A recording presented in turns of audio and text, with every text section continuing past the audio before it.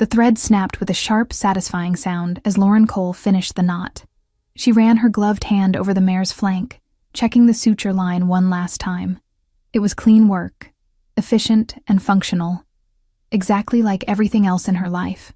The horse, a skittish quarter horse named Duchess, let out a low huff of breath, the sedative finally wearing off enough for her to register the cold draft seeping through the barn's wooden slats. "Easy, girl," Lauren murmured, her voice steady. She didn't use the cooing, high-pitched tone most people used with animals. Animals respected calm, not performance. She stripped off her latex gloves, tossing them into the biohazard bin near the stall door, and picked up her heavy canvas coat from the hook. It was nearly 2 a.m. The isolation of the property, located miles outside the main grid of Chicago's suburbs, usually offered a heavy, comforting silence.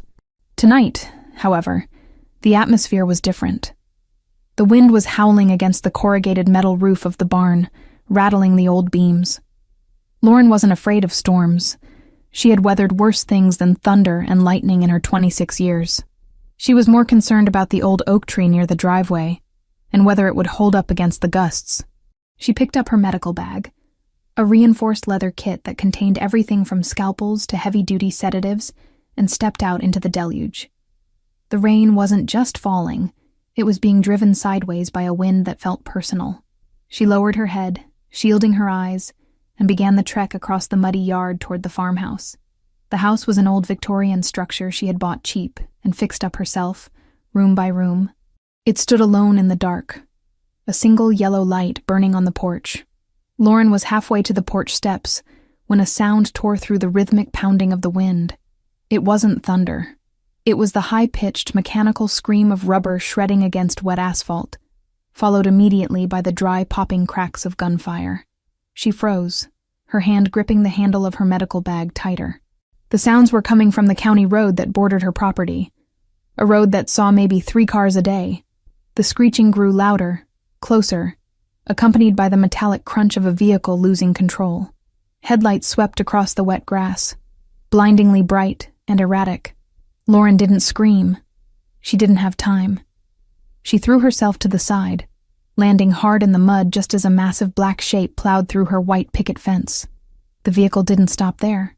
With a sickening, earth-shaking boom, the car flew across the yard and slammed directly into the side of her house. The impact was so violent the ground beneath her vibrated.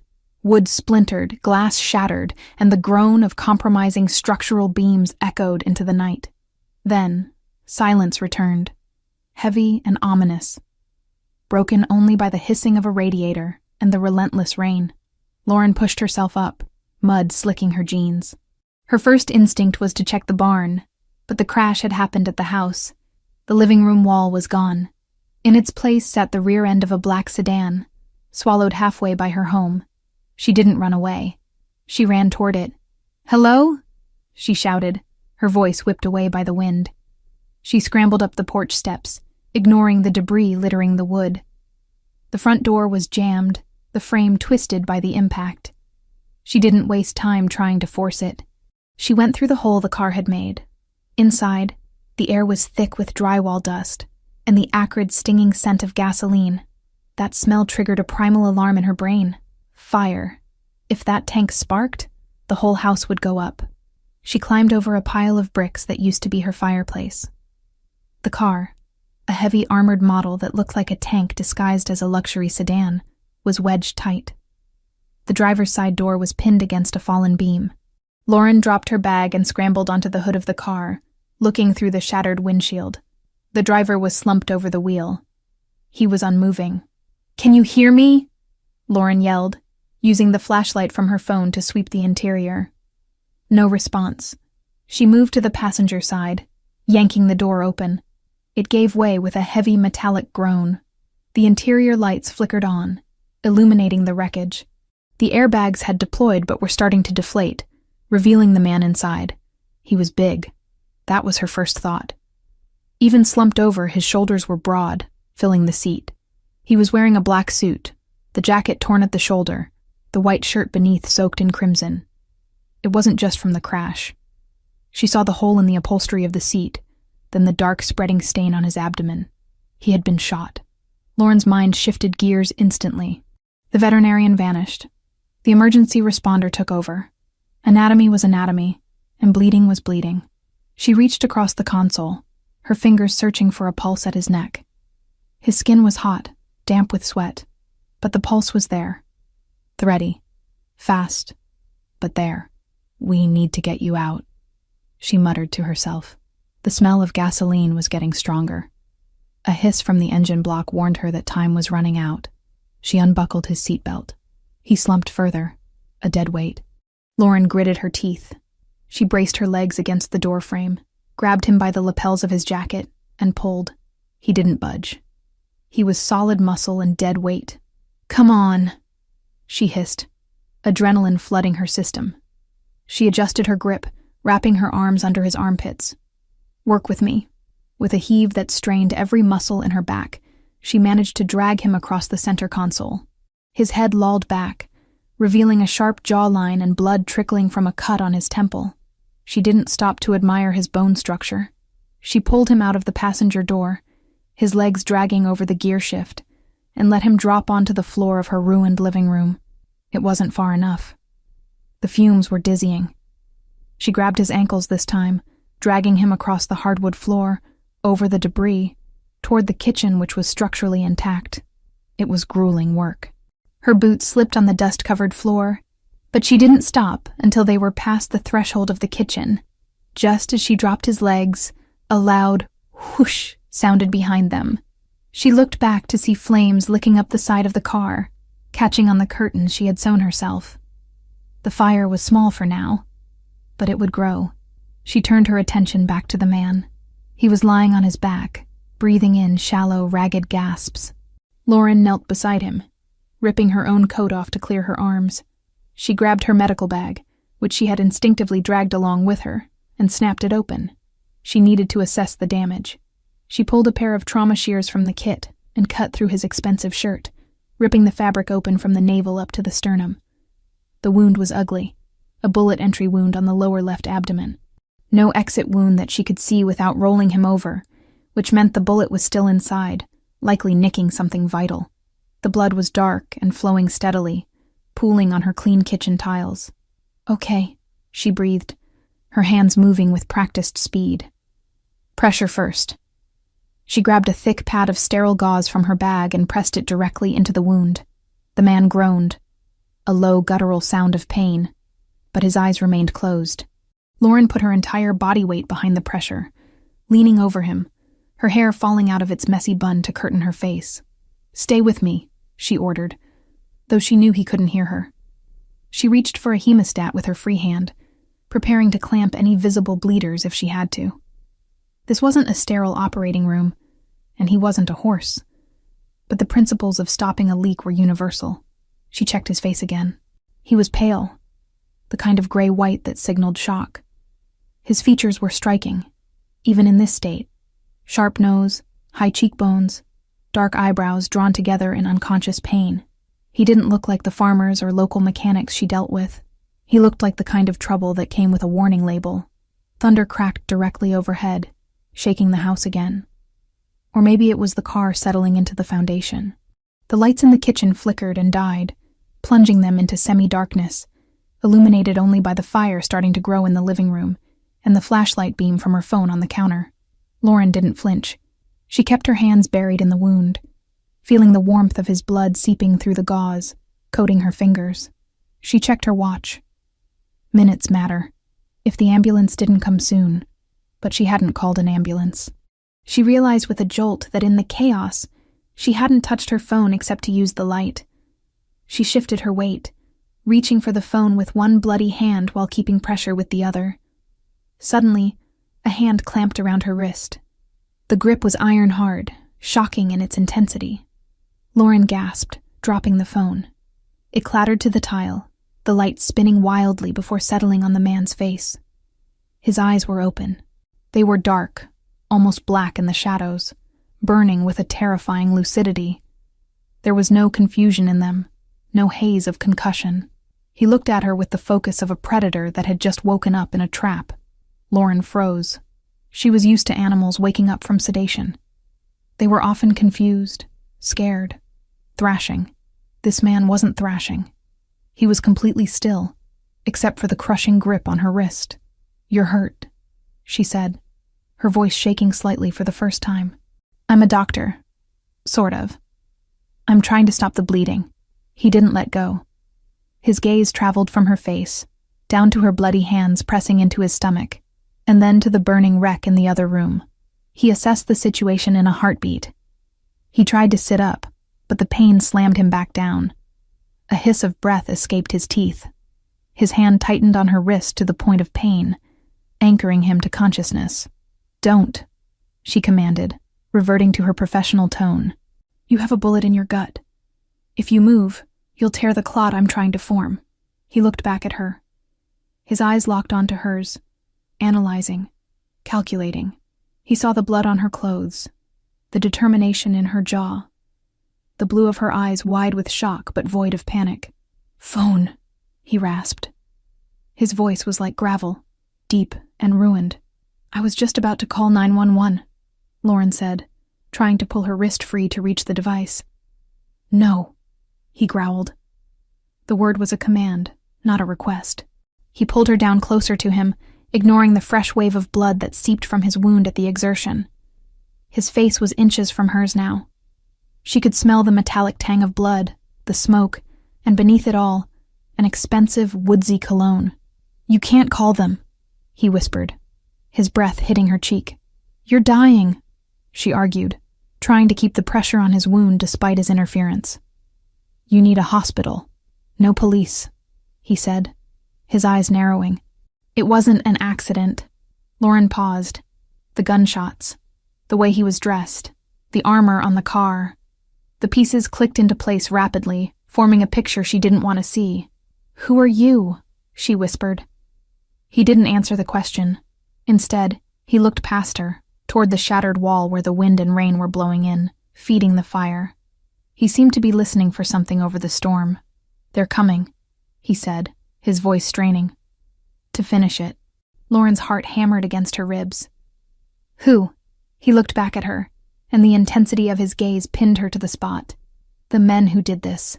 He coughed, a wet, hacking sound that brought a fleck of blood to his lips. His grip on her wrist didn't loosen. If anything, it got tighter, possessive and desperate. "Listen to me," he said, forcing the words out through the pain. "You dragged me out. You touched me. I saved your life," she snapped, fear making her defensive. "You involved yourself," he corrected darkly.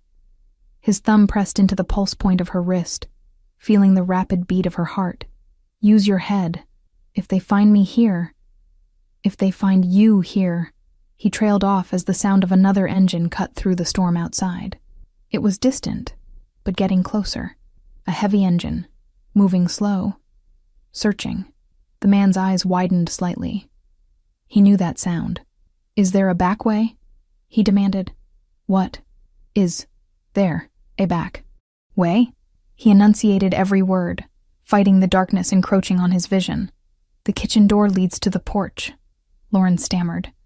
"But my truck is—" "Get me up," he ordered.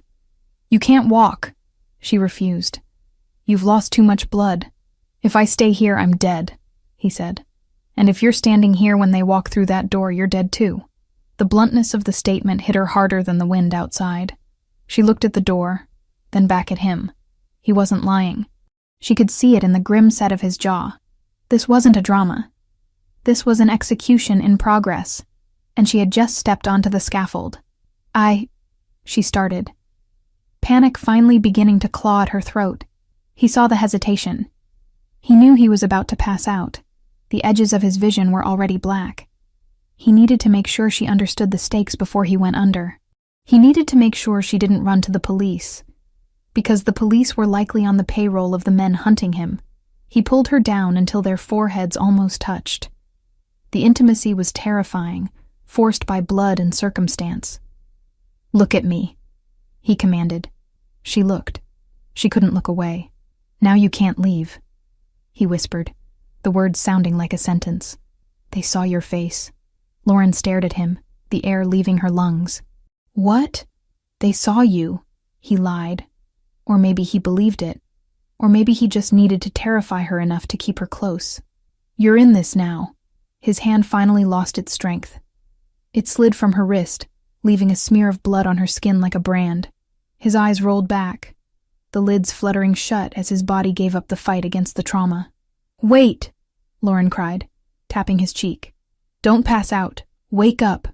Silvio Ricchetti didn't answer. He lay motionless on her kitchen floor, the blood continuing to seep around her fingers.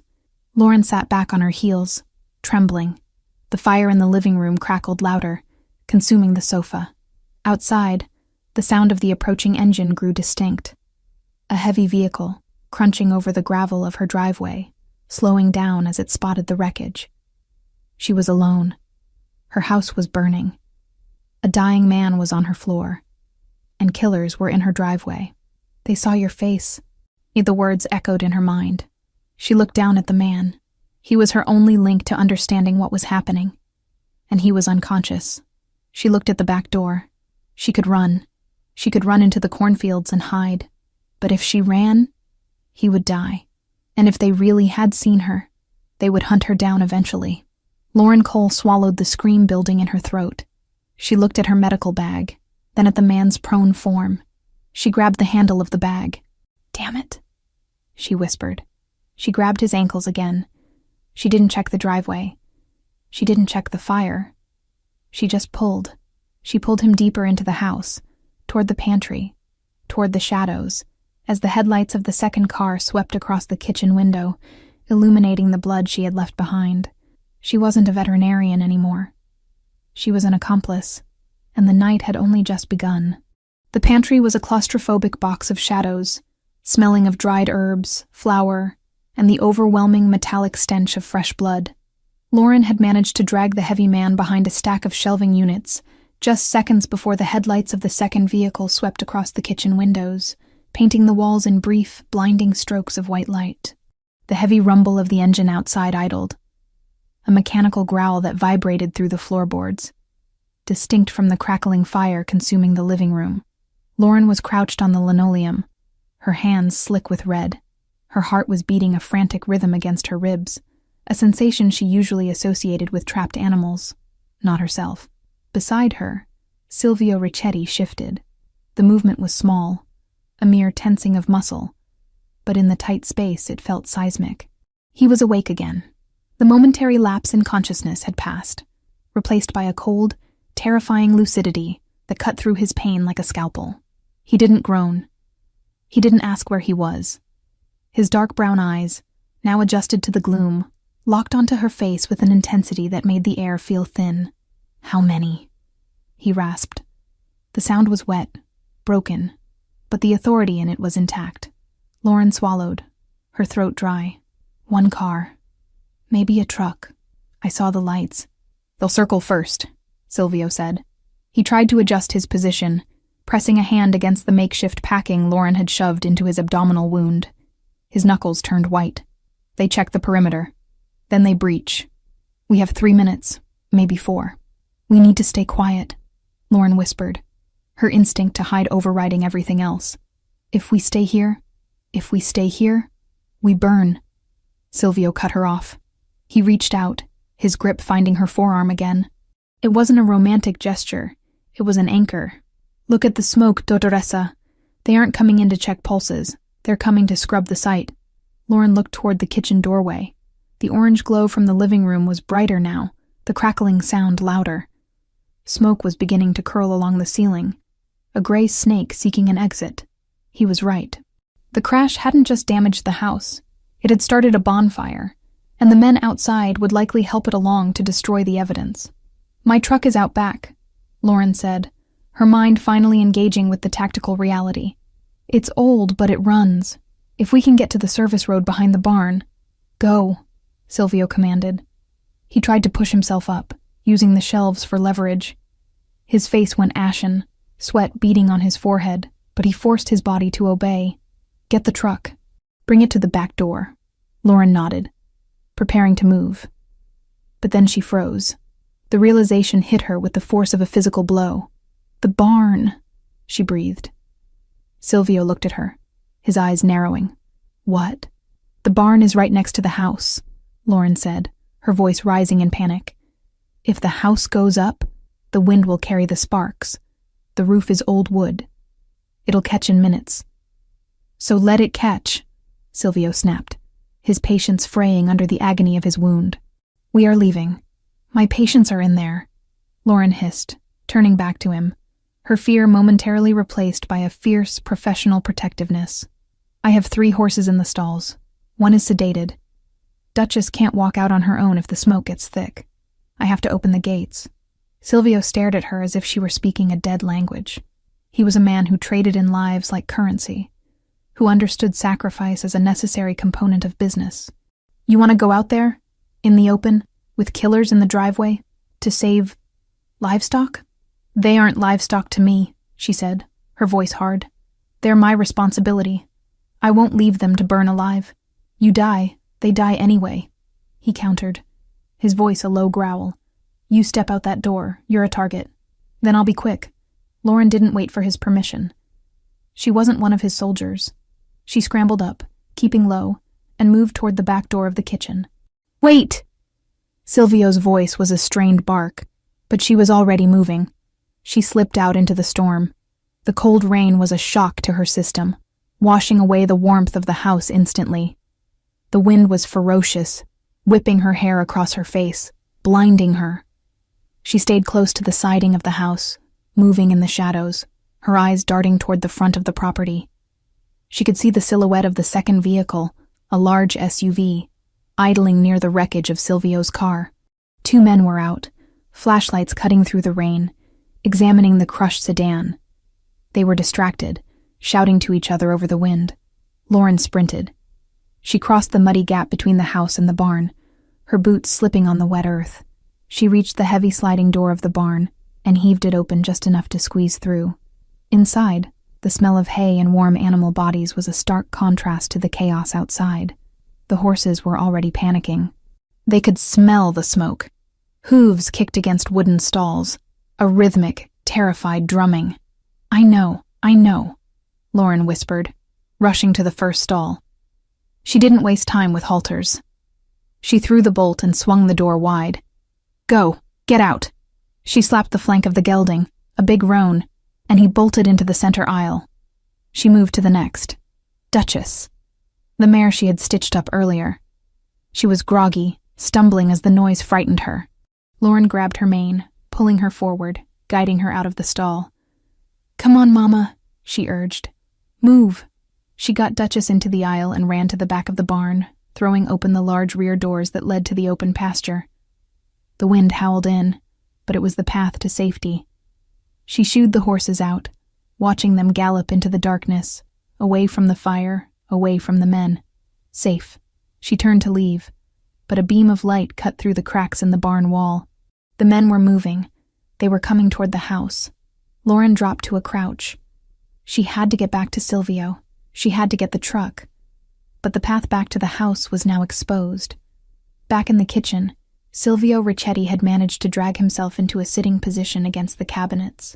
The pain was a living thing, tearing at his side with every breath, but he pushed it down into a dark corner of his mind. He checked his jacket.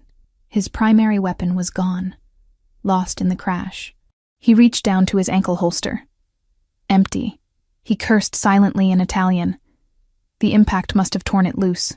He looked around the kitchen. Knives. He could use a knife. It was sloppy, close-range work, and in his condition, he'd lose a wrestling match, but he could maybe take one with him. Then he saw it. Under the debris of the table, half hidden by a fallen chair, was the glint of black metal, his spare piece. A compact 9mm he kept in the glove box. It must have been thrown clear when the dashboard shattered. He crawled toward it. The movement cost him dearly. Black spots danced in his vision, and he felt the warm gush of fresh blood soaking the bandage Lauren had applied. He gritted his teeth, sweat stinging his eyes, and reached out. His fingers closed around the cold, textured grip of the gun. It felt like shaking hands with an old friend. He checked the magazine. Full. Chambered. He heard the back door open. He raised the weapon instantly, leveling it at the shadow entering the room. It's me, Lauren gasped, throwing her hands up as she slid inside, dripping wet and shivering. Silvio didn't lower the gun immediately. He tracked her movement, ensuring no one was behind her.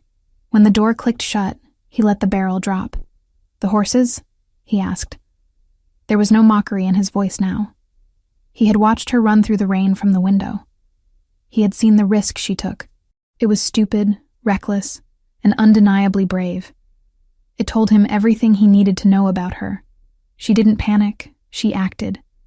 And she protected what was hers. "Out," she panted, wiping rain from her eyes. "They're safe." "Good," he said, "because we're out of time." A heavy thud echoed from the front of the house, the sound of a boot kicking in the front door. "Check the rooms," a deep voice shouted from the living room. "If he's not in the car, he crawled somewhere to die." Lauren's eyes went wide. She looked at Silvio. He beckoned her closer. "Come here." She moved to him, crouching beside him. The fire in the living room was roaring now, the heat seeping into the kitchen. The smoke was getting thicker, creating a haze that stung the lungs. Silvio took her hand, the one that wasn't holding the gun, and pressed something cold and heavy into it. "I need you to listen to me very carefully," he whispered, his voice barely audible over the fire and the storm. "I can't walk to the truck. Not fast enough." "I'll help you," she said. "No," he said. "You're going to have to cover me." He pressed the gun into her palm. Lauren stared at it. It was heavy, terrifyingly real. She had treated gunshot wounds. She had dug bullets out of hunting dogs, but she had never held a weapon designed to kill people. I can't," she stammered. "I don't know how." "It's a machine," Silvio said, his eyes locking onto hers, forcing her to focus. "Just like your tools. Point, squeeze. It's not magic. I can't kill anyone," she whispered. "You might not have a choice," he said grimly. "If they come through that door, they will put a bullet in your head, and then they will burn this house down with your body inside. That is the reality. Do you understand?" Lauren looked at the gun, then at the door leading to the hallway. She could hear heavy footsteps crunching on the broken glass. They were getting closer. "Show me," she said. Her voice trembled, but she tightened her grip on the handle. Silvio guided her hands. He ignored the pain in his gut, focusing entirely on her. His large, rough hands covered hers, adjusting her grip. "Thumbs forward," he instructed, his voice low and steady in her ear. "Don't cross them behind the slide or it'll take your skin off. Finger off the trigger until you are ready to destroy what is in front of you." He moved her finger to the frame of the gun. "There is no safety on this model," he said. "The safety is your brain. Do not point it at anything you want to keep breathing." The footsteps stopped just outside the kitchen. A shadow fell across the slice of light on the floor. "Marco?" A voice called out. "Kitchen is clear? Checking it now." Another voice replied. Closer. Silvio looked at Lauren. He saw the terror in her blue eyes, but he also saw the steel spine that had made her run into a storm to save a horse. "We go out the back," he whispered. "I'll take the lead. If I fall, you don't stop. You get to the truck, you drive, and you don't look back." "I'm not leaving you," she said. It wasn't a romantic declaration. It was a statement of fact. She hadn't saved him from the crash just to let him die on her kitchen floor. Silvio felt a strange sensation in his chest that had nothing to do with the bullet wound. He nodded once. "Help me up." Lauren hooked her arm under his uninjured side. She gritted her teeth and heaved. Silvio groaned, a sound torn from the depths of his agony, as he forced his legs to take his weight. He leaned heavily on her, his breathing jagged. They stood there for a second, swaying in the smoky darkness. A man and a woman, covered in blood and rain, holding on to each other because there was nothing else left. "Ready?" he asked. Lauren gripped the gun in her right hand, her left arm supporting the weight of a Mafia Don. She looked at the back door. "Ready," she lied. Silvio kicked the back door open. The wind grabbed it, slamming it against the siding. The noise alerted the men inside. "Kitchen! They're in the kitchen! Go!" Silvio roared, pushing himself off her to stumble into the rain. Lauren followed, turning back for just a split second. She saw a figure burst through the smoke into the kitchen, a silhouette raising a rifle. She didn't think. She didn't weigh the moral implications. She raised the gun the way Silvio had shown her, both hands shaking, and pulled the trigger. The recoil shocked her, traveling up her arms like an electric jolt. The gun barked, a flash of fire in the dark. The shot went wide, shattering a cabinet, but it forced the gunman to duck for cover. "Don't stop!" Silvio yelled from the yard. Lauren turned and ran. She caught up to him near the edge of the driveway where her old rusted pickup truck was parked. Silvio was leaning against the passenger door, his face white as a sheet, clutching his side where fresh blood was soaking through his suit. "Keys," he demanded. She fumbled in her pocket, pulling out the ring. She unlocked the door, shoving him inside. He fell into the seat more than he sat. Lauren ran to the driver's side. She jumped in, jamming the key into the ignition. The engine turned over with a reluctant whine, sputtering before roaring to life. A bullet shattered the rear window, spraying them with safety glass. Lauren screamed, ducking her head. "Drive!" Silvio shouted, slumping low in the seat. She slammed her foot on the gas. The truck spun its tires in the mud, fishtailing wildly before finding traction. They shot forward, not toward the road where the enemy SUV was blocking the exit, but toward the fields. She smashed through the wooden fence she had built herself last summer. The truck bounced violently over the uneven ground of the pasture. Lauren fought the steering wheel, her knuckles white. Behind them, the house was fully engulfed now. Flames licked up the sides of the second story, turning her home into a pyre against the black sky. She saw the headlights of the SUV turning, trying to follow. But the heavy armored vehicle bogged down in the deep mud of the yard. They kept driving. Through the tall grass, through the storm, into the dark embrace of the woods that bordered her land. Lauren didn't look at Silvio. She kept her eyes on the tree line, tears finally mixing with the rain on her face. She drove until the glow of the fire was just a faint orange smudge in the rearview mirror. Only then did she glance at the passenger seat. Silvio was watching her. He was barely conscious, his head resting against the cool glass of the window, the gun resting loosely in his lap. He looked at her profile. The sharp nose, the determined jaw, the blood spattered on her cheek. "You missed," he murmured, his voice faint. "I hit the cabinet," she said, her voice shaking. "You didn't freeze," he said. It sounded like a benediction. He closed his eyes, his breathing shallow. Lauren reached over, her hand trembling, and rested it on his neck. His pulse was there. Fast, weak, but there. "Where are we going?" she asked, the reality of her situation finally crashing down on her. She was homeless. She was hunted. She had just shot at a man. Silvio opened his eyes one last time, fighting the darkness. "Chicago," he whispered. "We go to the city. We disappear." Lauren looked ahead at the dark, winding trail that led away from everything she had ever known. She tightened her grip on the wheel. "Okay," she said softly. "Chicago." She drove on into the night, the storm swallowing them whole, leaving nothing behind but footprints in the mud and a burning house to mark where Lauren Cole's life had ended, and where something else entirely had begun. The old suspension of the rusted pickup truck groaned in protest as Lauren Cole slammed it over a submerged root, the vehicle shuddering violently before finding traction in the deep, churning mud. The headlights cut frantic, bouncing arcs through the deluge, illuminating a world that had narrowed down to wet tree trunks and the sleek black ribbon of a flooding dirt path. Inside the cab, the air was a suffocating mix of stale tobacco smoke from years past, wet dog, and the sharp copper tang of fresh blood that seemed to coat the back of Lauren's throat. She didn't look in the rearview mirror. She couldn't.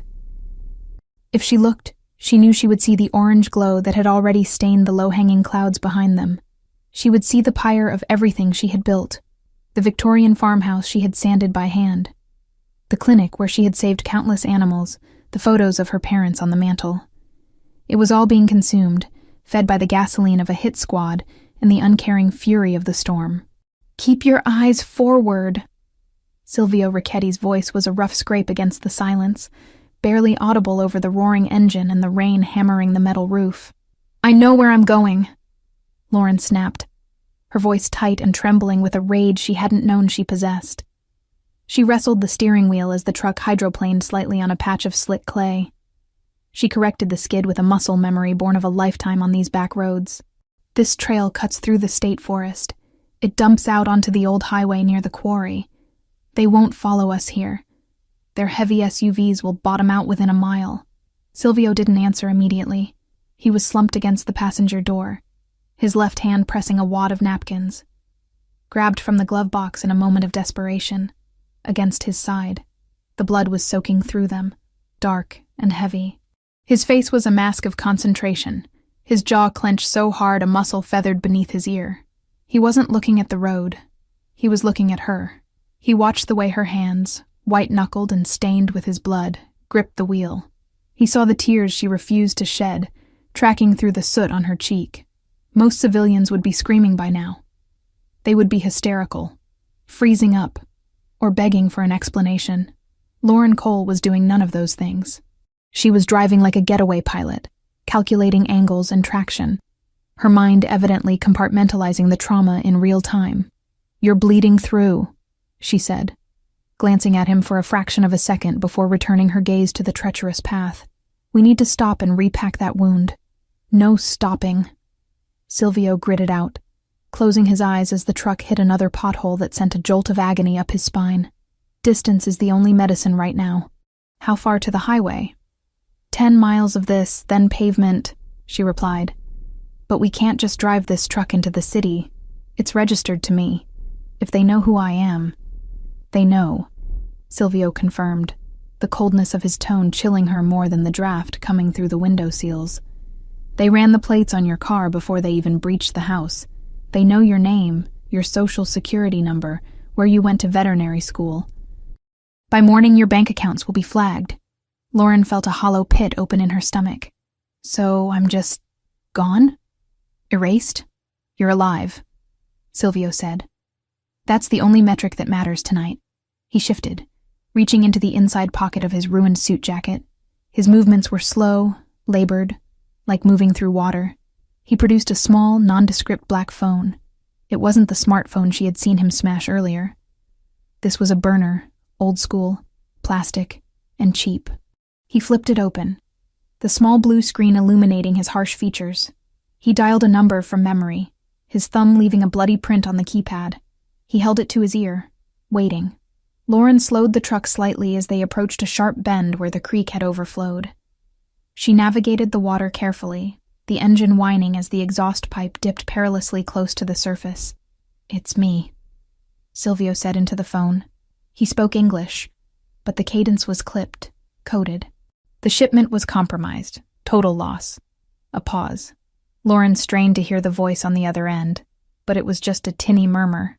"No," Silvio continued, his eyes opening to stare at the rain-streaked windshield. "I'm initiating the ghost protocol. Do not send a retrieval team to the primary site. It's burned. The asset is compromised." He looked at Lauren when he said asset. She tightened her grip on the wheel. "I need a clean extraction," he said. "Drop Point Bravo. The old motel off Route 41. Leave the keys in the exhaust pipe of the gray sedan. Make sure it's the sedan, Enzo." Nothing flashy. Another pause. Silvio listened, his expression darkening. "I don't care who is asking," he growled, a flash of the dangerous power returning to his voice despite his injury. "As far as the family is concerned, I died in that crash. Let Marco think he won. Let him get comfortable in my chair. I want total radio silence until I'm inside the city." He snapped the phone shut and dropped it into the cup holder. The silence that filled the cab afterwards was heavy with unspoken implications. "Ghost protocol?" Lauren asked, her voice flat. "If they think I'm dead, they stop hunting," Silvio explained, shifting his weight to alleviate the pressure on his abdomen. "They relax. They make mistakes. It buys us time." "Us," Lauren repeated. "You mean it buys you time? I'm just the collateral damage." Silvio turned his head, looking at her fully. The dashboard lights cast deep shadows across his face, emphasizing the sharp angles of his cheekbones and the intensity of his dark brown eyes. "You aren't collateral anymore, Dottoressa. You saved my life twice in 1 hour. That makes you an investment." "I'm a veterinarian," she corrected, swerving to avoid a fallen branch. "And I just lost everything because you couldn't keep your car on the road. I didn't crash because of bad driving," he murmured, his voice growing weaker as the adrenaline began to ebb, leaving only the shock. Brake lines were cut, bullet to the rear tire. It was precise. Lauren didn't respond. She was thinking about the horses. They were out in the pasture, scared and wet, but alive. Duchess would find the neighbor's barn. She was smart. The fire department would come eventually, but there would be nothing left to save of the house. She thought about her grandmother's quilt on the bed upstairs. Gone. Her diploma on the wall. Gone. She forced the thoughts away. Panic was a luxury she couldn't afford. She had a dying man in her passenger seat and a target on her back. "We're coming up on the highway," she announced. The trees were thinning out, replaced by the jagged silhouette of the old quarry fencing. "The motel is about 5 miles south." "Good," Silvio breathed. He was paler now, his skin taking on a waxy sheen. "Park around the back. Avoid the cameras in the lobby." "You need a hospital," Lauren said again, frustration bubbling up. "I can't stitch a gut wound with a first aid kit and a bottle of vodka." "You'll have better than that," Silvio muttered, his eyes fluttering shut. "Just get us to the car." The transition from the dirt path to the asphalt of the highway felt jarringly smooth. Lauren accelerated, the truck's engine roaring as she pushed it to its limit. The road was empty, a desolate stretch of wet blacktop under the storm. 10 minutes later, she spotted the flickering neon sign of the motel. It was a run-down place, the kind where people went when they didn't want to be found. "Vacancy," buzzed in a dying red light. Lauren killed the headlights before turning into the lot, coasting around the side of the building to the darker, unlit area near the dumpsters. She spotted it immediately. A nondescript gray sedan parked in the shadows, unassuming and common. She put the truck in park and killed the engine. The sudden silence was deafening, broken only by the rain drumming on the roof. "We're here," she said, turning to Silvio. He didn't move. "Silvio," she said, shaking his shoulder gently. He groaned, his eyes cracking open. He was fading fast. The blood loss was catching up to him. "Key," he mumbled. Exhaust. Lauren jumped out of the truck. The rain soaked her instantly, cold and biting. She ran to the sedan, crouching down behind it. Her fingers fumbled inside the cold metal of the tailpipe until she felt the hard edge of a key fob. She pulled it out, pressed the unlock button, and the lights of the sedan flashed once. She opened the rear door of the sedan first. On the seat, there was a duffel bag. She unzipped it quickly. Inside, she saw stacks of cash, passports, and a high-end medical trauma kit. He had prepared for this. She ran back to the truck and yanked the passenger door open. Silvio all but fell into her arms. He was heavy, dead weight against her, smelling of copper and expensive cologne and rain. "Come on," she grunted, wrapping her arm around his waist and hoisting him up. "Help me." He stumbled, his legs not working right, but he forced them to move. They shuffled across the wet pavement like participants in a grotesque three-legged race. Lauren bore the brunt of his weight, her boots slipping on the oil-slicked asphalt. She could feel the heat radiating off him, the fever of trauma setting in. "Almost there," she whispered, more to herself than him. They reached the sedan. She opened the passenger door and helped him lower himself into the seat. He let out a sharp hiss of breath as he settled, his hand immediately going back to the wound. "Medical bag," he gasped, pointing to the back seat. "I saw it," Lauren said. She slammed his door and ran around to the driver's side. The interior of the sedan smelled of nothing. It was sterile, new leather, and that generic new car scent. It felt alien compared to the earthy, lived-in smell of her truck. She started the car. The engine purred to life, silent and powerful. "My truck," Lauren said, looking at her faithful old vehicle abandoned next to a dumpster. "It's going to lead them right here." "Enzo will take care of it," Silvio murmured, his head leaning back against the headrest. He was fighting to stay awake, fighting to maintain command. "He's watching. He'll torch it and move it before the sun comes up." Lauren looked at the dark windows of the motel, wondering where this Enzo was watching from. The paranoia that Silvio lived with was contagious. She felt exposed, naked. "Drive," Silvio ordered, his voice barely a whisper. "Chicago. The secure garage on Wacker." "Do you know it?" "I know it," Lauren said. She put the car in gear. As they pulled out of the lot, leaving her truck and her past behind in the rain, Lauren looked at Silvio. He was watching her again. That intense predator's gaze dimmed by pain, but not extinguished. "You're doing well," he said softly. "I'm terrified," she admitted, her hands gripping the leather steering wheel. "Good," Silvio replied. "Fear keeps you sharp. Comfort gets you killed." He reached into the duffel bag she had tossed onto the center console and pulled out a fresh compression bandage. With shaking hands, he tried to open the packaging. "Let me," Lauren said, reaching over without taking her eyes off the road completely. She ripped the package open with one hand and handed it to him. "You have good hands," he noted, pressing the pad to his side. "Steady. I'm used to patients who try to kick me," she said dryly. A ghost of a smile touched Silvio's lips. Not a nice smile, but a grim acknowledgement of her grit. "I'll try not to kick." "You wouldn't have the energy," she retorted. The banter was a shield, a way to keep the reality at bay. The reality that she was driving a mafia boss into the heart of a city he claimed to rule, while her life burned to ash in the rearview mirror. "Why me?" she asked, the question slipping out before she could stop it. "Why did you crash at my house? Of all the miles of road." "Fate," Silvio muttered, his eyes closing again. "Or bad luck, depending on how this ends." "It ends with you paying me back for my house," Lauren said firmly. "If I live," Silvio whispered, his voice fading into the hum of the engine. "I'll give you the world, Lauren Cole. But first, you have to get me through the night." Lauren looked at him. He was out again. Unconscious or just conserving energy, she couldn't tell. She looked at the road ahead, the rain clearing slightly as they approached the highway lights. The city was aglow on the horizon, a sprawling beast of concrete and light. She was alone with him. There were no police coming, no fire trucks, no cavalry, just her, a stolen life, and the most dangerous man in Illinois bleeding out on her leather seats. Lauren Cole squared her shoulders.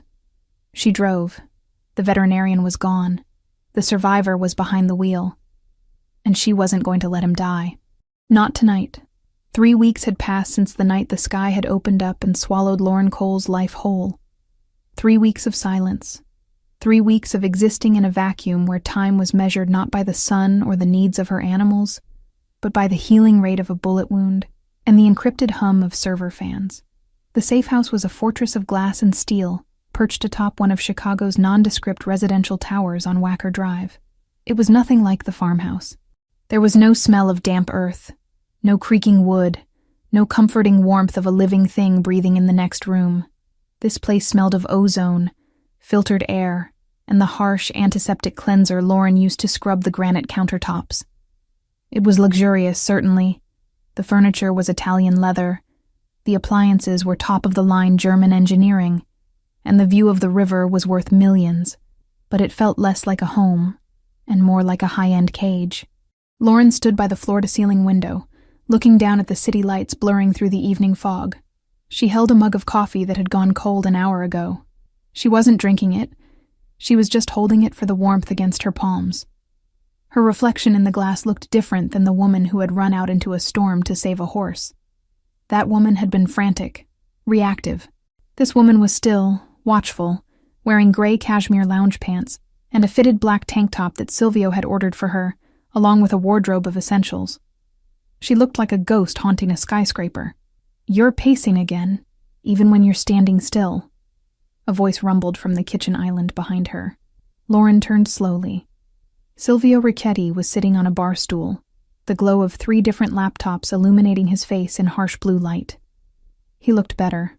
The waxen, deathly pallor of that first night was gone, replaced by a tired but healthy olive tone. He was shirtless, a testament to the heat he claimed the central air couldn't regulate, though Lauren suspected it was just easier to change his bandages without fabric in the way. The dressing on his left side was clean, a stark white square against his tan skin. The bruising that had covered his ribs like a map of violence had faded to a sickly yellow-green, almost gone.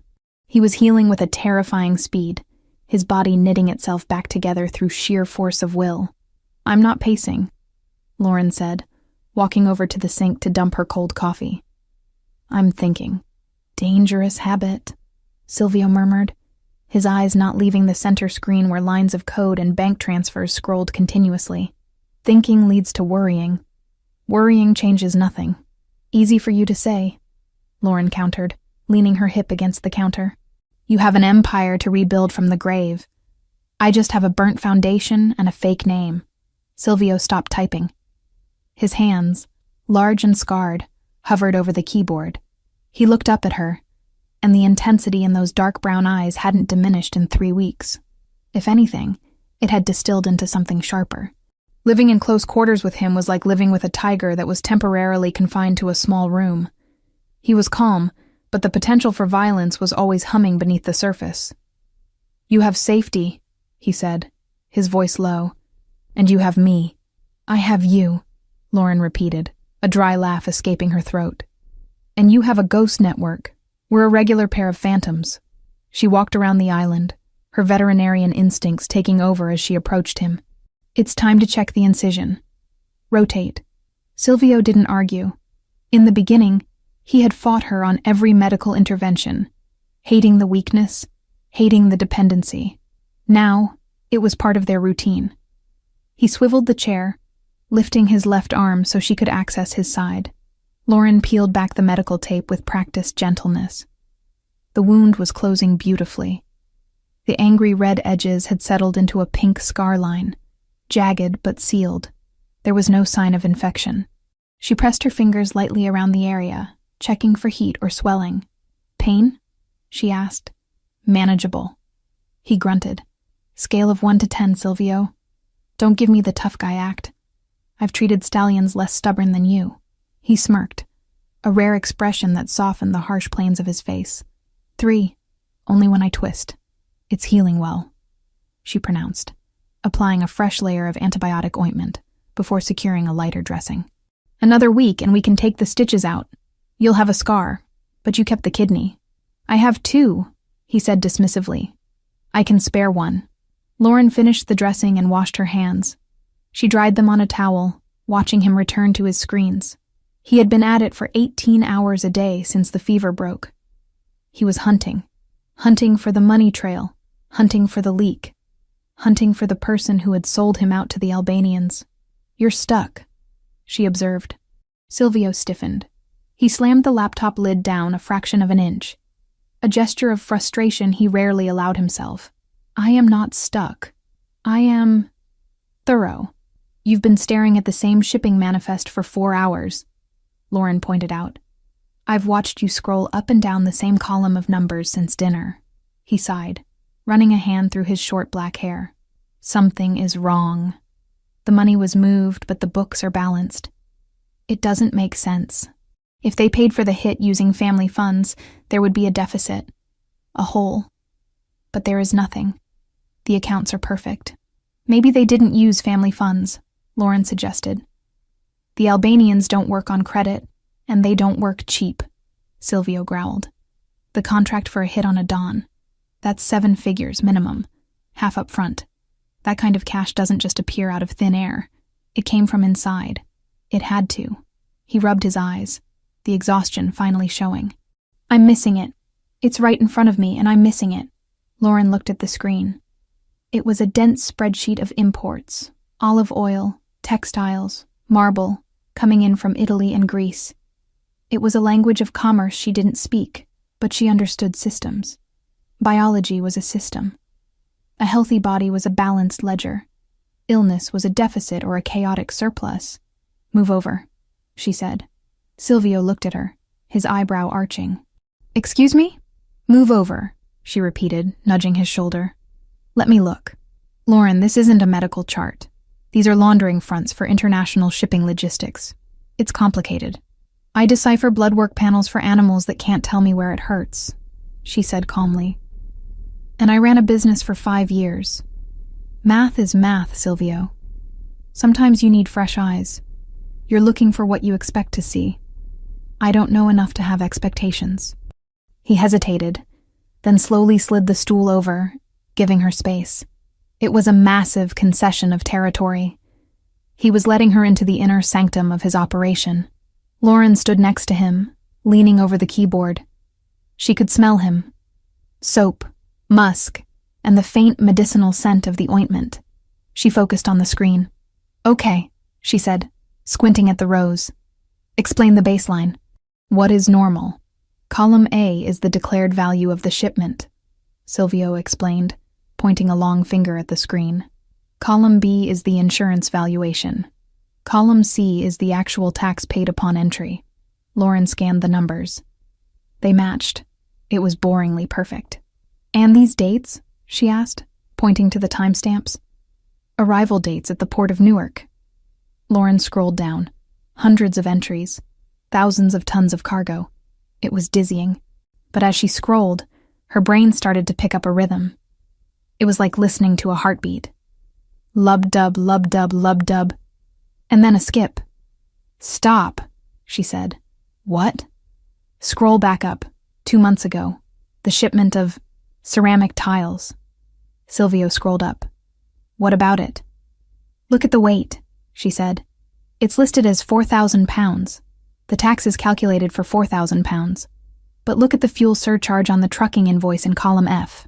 Silvio squinted. "It's standard." "No, it's not," Lauren corrected. "I have a truck. I haul trailers. I know fuel consumption. The surcharge here is for a load that weighs significantly less. If they were hauling 4,000 pounds of tile, the fuel cost would be 20% higher for that distance."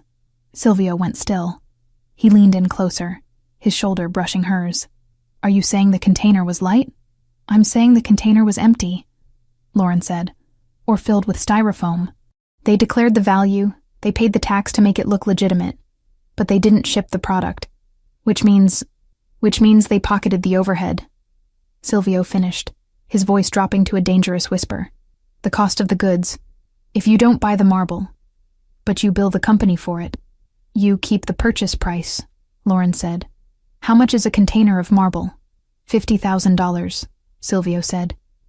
He began typing furiously now, his fingers flying across the keys. "If they did this once a week for a year..." "Ghost shipments," Lauren murmured. "It looks like business as usual on the tax forms, but the money for the product goes into a black hole."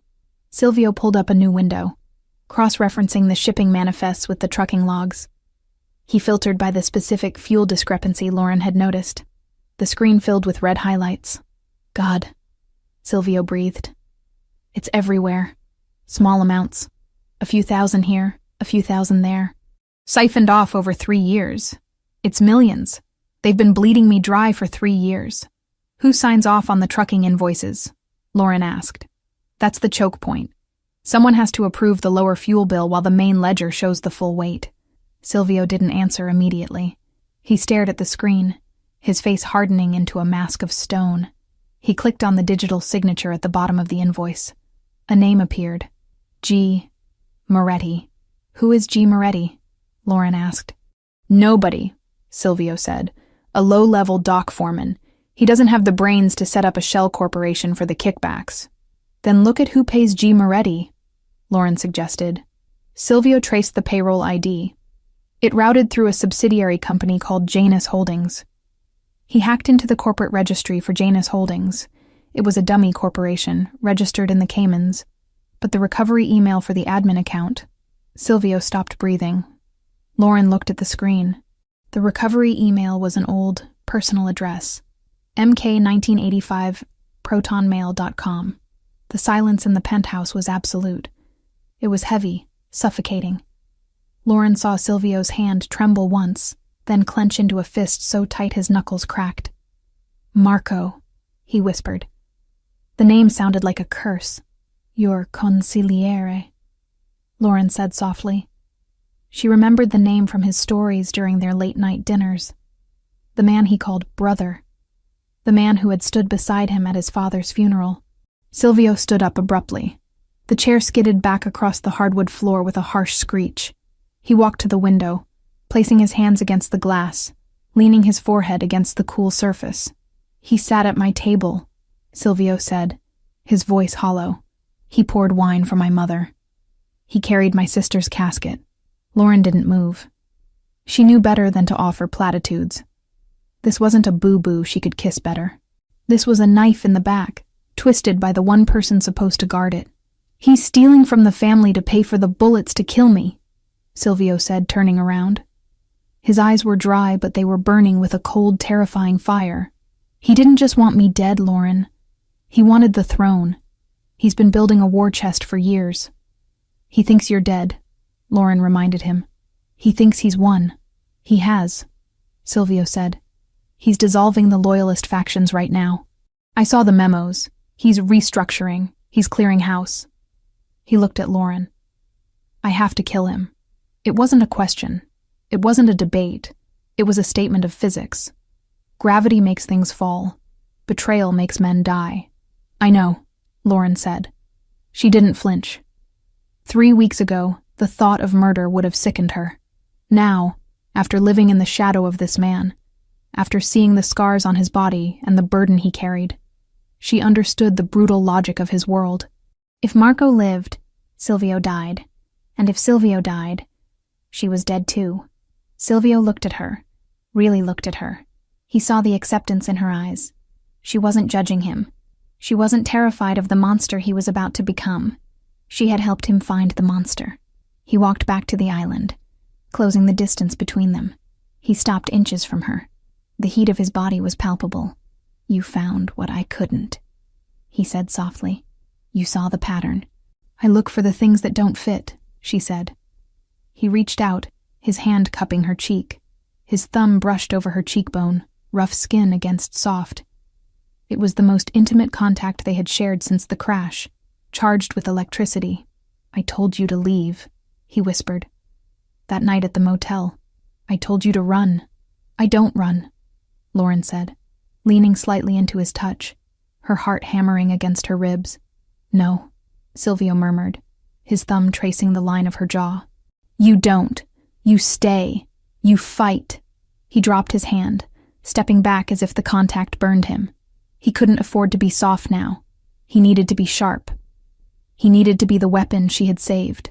Marco is hosting the Unity Gala on Saturday, Silvio said, his voice shifting back to business, though his eyes lingered on her lips for a fraction of a second too long. It's a charity ball. All the families will be there. The Russians, the Irish, the cartel representatives. He's going to use it to announce his succession. He's going to announce he's the new Don, Lauren clarified. Yes, in front of everyone. It's the perfect stage. Silvio walked back to the laptops. He began typing again, but the rhythm was different now. It was faster, aggressive. He wasn't searching anymore. He was executing. If he wants a stage, Silvio said, a dark, predatory smile curving his lips, we will give him a show. He looked up at Lauren. Can you wear a wire? Lauren straightened her spine. The vet in her was gone. The victim was gone. I can do better than that, she said. I can get close to him. He doesn't know my face. You said it yourself, I'm a ghost. It's dangerous, Silvio warned. If he suspects, he won't, Lauren said, because he's looking for a Mafia soldier. He's not looking for a woman in a ball gown. Silvio stared at her for a long moment. He saw the steel in her. He realized then that he hadn't just saved her from the fire. She was the fire. Saturday, Silvio said. We take it all back. Saturday, Lauren agreed. She reached for his empty coffee mug. I'll make a fresh pot. It's going to be a long night. As she walked to the espresso machine, Silvio watched her. He had lost a brother today. But as he watched Lauren move through his kitchen with the confidence of a queen in exile, he knew he had gained something far more dangerous. He turned back to the screen, the reflection of the city lights dancing in his eyes, and began to write the script for his resurrection. Saturday morning in the penthouse on Wacker Drive did not bring sunlight or relaxation. It brought the heavy, suffocating tension of a battlefield in the moments before the first cannon fire. The floor-to-ceiling windows were obscured by heavy blackout curtains, turning the sprawling living space into a dimly lit command center. Maps of the Drake Hotel, blueprints of the ballroom, and lists of security rotations plastered the glass walls of Silvio's office, taped up with reckless precision. Silvio stood before the display, a stark contrast to the wounded man Lauren had dragged from the wreck 3 weeks ago. He was dressed in dark trousers and a fitted charcoal sweater that emphasized the breadth of his shoulders. He moved with a predator's grace, the stiffness in his left side barely noticeable now, betrayed only by the way he occasionally shifted his weight to his right leg when standing still for too long. Lauren watched him from the doorway. She held a tablet in her hand, reviewing the guest list for the Unity Gala for the 100th time. "Marco has doubled the security at the service entrances," Silvio said, his voice rough with lack of sleep. He traced a line on the blueprint with a marker. "He's expecting a hit squad. He's expecting me to send a team of shooters through the kitchen or the loading dock. He's pulled men from the perimeter to fortify the back of the house, which leaves the front door exposed," Lauren noted, stepping into the room. "The front door is a choke point," Silvio countered without turning. "Metal detectors, facial recognition, and a phalanx of his personal guard. You can't walk a gun through the front door." "We aren't walking guns in," Lauren reminded him. "We're walking us in. The weapons are already inside, thanks to Enzo." Silvio finally turned to look at her. His expression was grim. "The plan has too many variables, Lauren.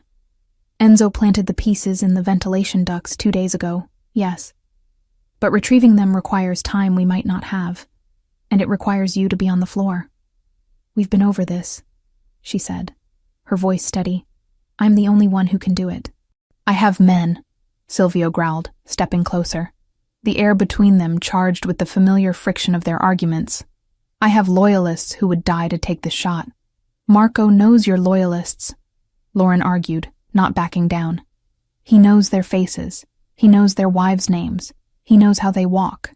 If any of them step foot in that ballroom, they'll be marked before they reach the bar. But me? Who am I, Silvio? To Marco, I don't exist.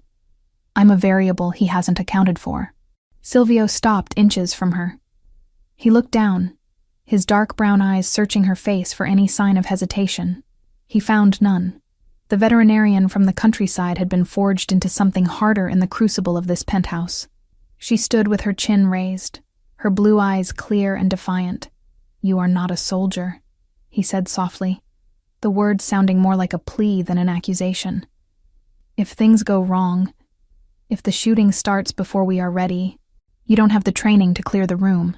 Then don't let things go wrong," she challenged. "You're the strategist. I'm just the distraction."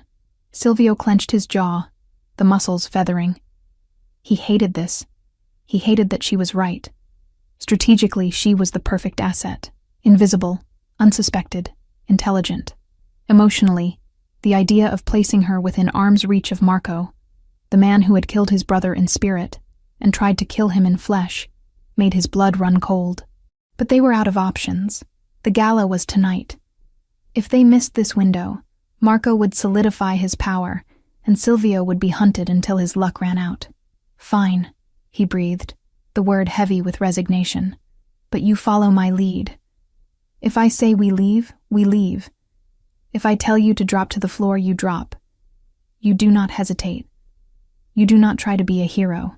"I'm not trying to be a hero," Lauren said quietly. "I'm trying to get my life back." The doorbell rang, a soft, melodic chime that seemed out of place in the war room. "That will be the team," Silvio said, checking his watch. "I had Enzo send a styling crew. If we are walking through the front door, we need to look like we own the building." Lauren felt a flutter of nervousness in her stomach. "A styling crew? For a tactical insertion?" "Camouflage, Lauren," Silvio corrected. "In the jungle, you wear green. In high society, you wear silk and diamonds. If you look like a threat, they stop you. If you look like a trophy, they open the door for you." The team consisted of 3 people who bustled in with rolling racks of garment bags, cases of makeup, and an air of professional detachment that suggested they were used to clients who required discretion. They didn't ask why the windows were blacked out or why there were blueprints on the walls. They simply set up shop in the master bedroom, turning it into a chaotic salon. Silvio retreated to the guest room to prepare, leaving Lauren to the mercy of the stylists. "Mr. Ricchetti gave us specific instructions," the lead stylist, a severe woman with silver hair named Elena, said as she unzipped a garment bag. Elegant, commanding, but distracting. He wants eyes on you, not on him. I get it, Lauren muttered, sitting in the chair as another assistant began prepping her hair. I'm the shiny object. You are the armor, Elena corrected gently. She spun the rack around. He rejected the pastels. He said you aren't a debutante. He rejected the black. He said you aren't mourning anyone yet.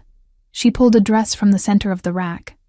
The fabric caught the light, shimmering with a depth that was mesmerizing. He chose this one. It was a deep, rich burgundy. Not bright red, not purple, but the color of expensive wine or oxygenated blood. It was made of heavy silk satin that looked like liquid. Lauren stood up and touched the fabric. It was cool and smooth. It's intense. It's power, Elena said. Try it on. The transformation took 2 hours. Lauren watched in the mirror as the country vet disappeared. Her sun-bleached hair was smoothed into glossy Hollywood waves that cascaded over one shoulder.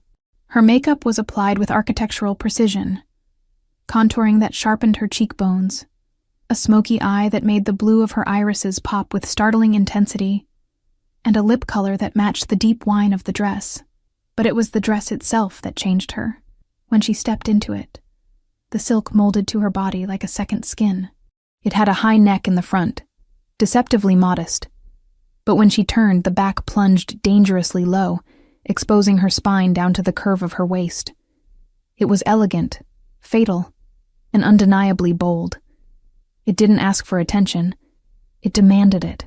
Lauren looked at herself in the full-length mirror. She didn't recognize the woman staring back. This woman looked capable of murder. This woman looked like she belonged at the right hand of a devil. Perfect. Elena whispered, stepping back. Wait here. I'll tell him you're ready. The stylist packed up with efficient speed and left the apartment, leaving a lingering scent of hairspray and expensive powder. The silence returned, but it felt different now. It was the silence of a held breath. Lauren walked out of the bedroom and into the expansive living area. The lights had been dimmed for the evening. Silvio was waiting for her by the window, his back to her. He was wearing a tuxedo. It was cut to perfection, accommodating the holster he undoubtedly wore beneath the jacket. He looked broad, imposing, and devastatingly handsome, in the way a thunderstorm is beautiful, dark, powerful, and dangerous to be near. Silvio, she said softly. He turned. For a moment he didn't breathe. He didn't speak. He just looked at her.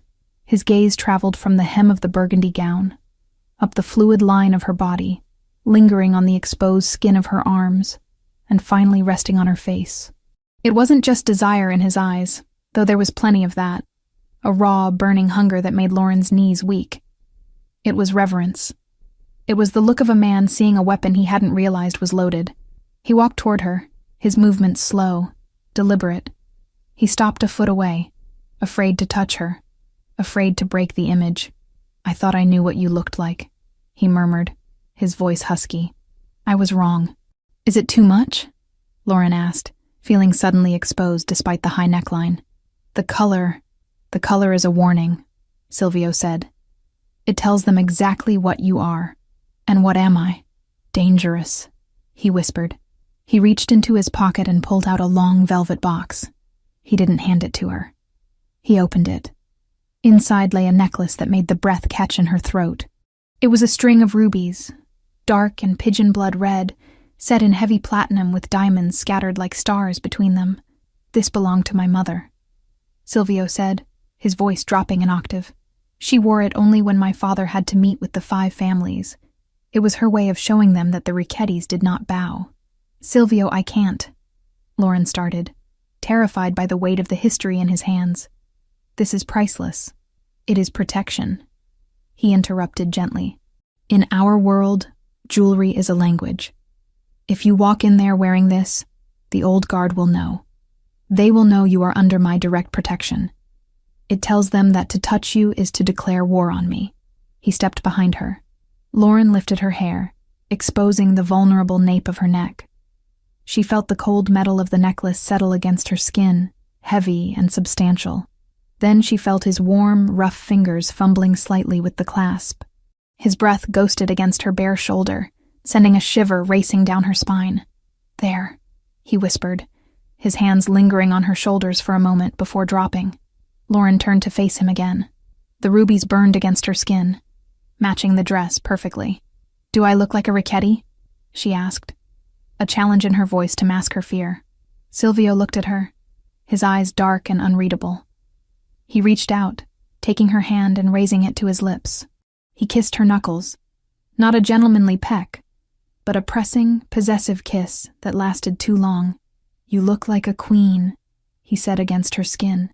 "And tonight, we take back the kingdom."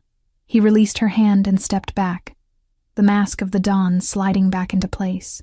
The vulnerability was gone, replaced by icy resolve. "The car is waiting downstairs," he said, his voice clipped and professional. "Enzo is driving. We have earpieces in the car. Once we cross the threshold of the hotel, we are live. Remember the signal. If I touch my tie, you separate and head for the ladies' room near the service corridor. That's where the ventilation access is." "I remember," Lauren said. She took a deep breath, steeling herself. "Let's go." They walked to the private elevator in silence. The doors slid open, revealing the mirrored interior. As they descended, Lauren watched their reflection. The man in the tuxedo and the woman in the burgundy silk. They looked like the perfect couple. They looked like royalty. But as the numbers on the display ticked down, 30, 29, 28, Lauren knew the truth. They were two people walking into a lion's den with nothing but a plan and a prayer. "Silvio," she said, breaking the silence as they reached the lobby level. "Yes? If this goes wrong," she said, meeting his eyes in the mirror. "If we don't walk out, we walk out." He cut her off, turning to face her as the elevator slowed. He grabbed her face in his hands, forcing her to look at him. The intensity of his gaze burned through her. "We walk out, Lauren, because I am not letting you die in a dress like that. You are going to live to take it off." The elevator chimed. The doors opened. The lobby was empty except for the concierge, who looked up and froze, visibly stunned by the couple emerging from the shadows. Silvio offered her his arm. "Ready?" Lauren took it.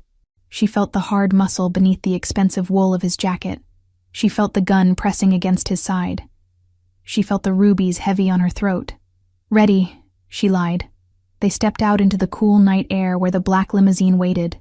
The city of Chicago sprawled out before them, a grid of lights and shadows. Somewhere in that grid, Marco was raising a glass, thinking he had won. He was wrong.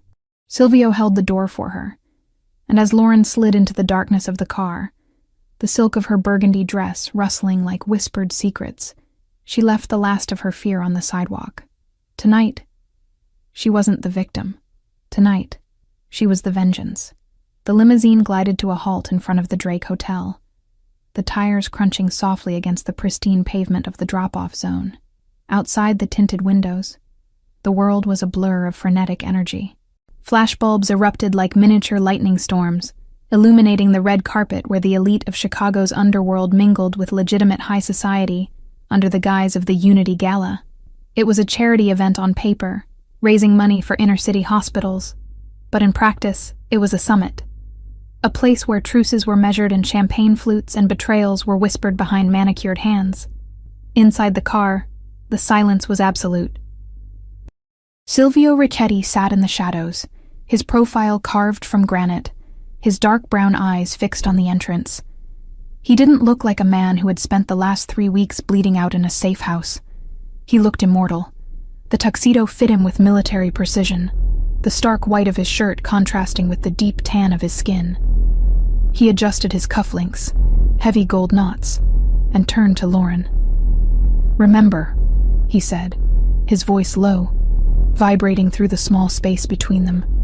"Breathe. You are not Lauren Cole, the veterinarian. You are the woman who holds the leash of the most dangerous man in this city. Walk like it." Lauren nodded, her hands smoothing the silk of the burgundy dress over her thighs. The fabric felt cool to the touch, a liquid armor that she had donned to go to war. The ruby necklace at her throat felt heavy. a physical weight that reminded her of the stakes. "I'm ready," she lied, her heart hammering against her ribs like a trapped bird. "Enzo is at the north exit," Silvio murmured, tapping the small earpiece hidden in his right ear. "The weapons are in the ventilation shaft of the third-floor linen closet. But we won't need them if you play your part. Marco is a narcissist. He will want to gloat before he takes the crown. We use that." The driver opened the door. The noise of the city rushed in. Shouts of photographers, the murmur of the crowd, the distant wail of a siren. Silvio stepped out first. He buttoned his jacket, scanned the perimeter with a single, sweeping glance, and then turned to offer his hand to her. Lauren took it. As she stepped out into the flashing lights, she felt the shift in the atmosphere. It wasn't just attention. It was shock. A ripple went through the crowd nearest to the curb. Whispers ignited like dry tinder. "Richetti. He's alive. It's him." They walked up the red carpet, not rushing. Silvio moved with a predatory grace that forced people to part before him. He didn't acknowledge the cameras. He didn't acknowledge the stunned gasps of the lower-level mobsters who had spent the last week jockeying for position in his absence. He kept his hand firmly on the small of Lauren's back, a gesture that was possessive, protective, and unmistakably claiming. When they reached the heavy gold doors of the Gold Coast room, the security detail, men hired by Marco, froze. They recognized Silvio. Their hands twitched toward their earpieces, panic widening their eyes. "Good evening," Silvio said. His voice was calm, pleasant even, but it carried the threat of a loaded gun. "I believe I'm expected." The lead guard swallowed hard, his face draining of color. He stepped aside without a word. They entered the ballroom.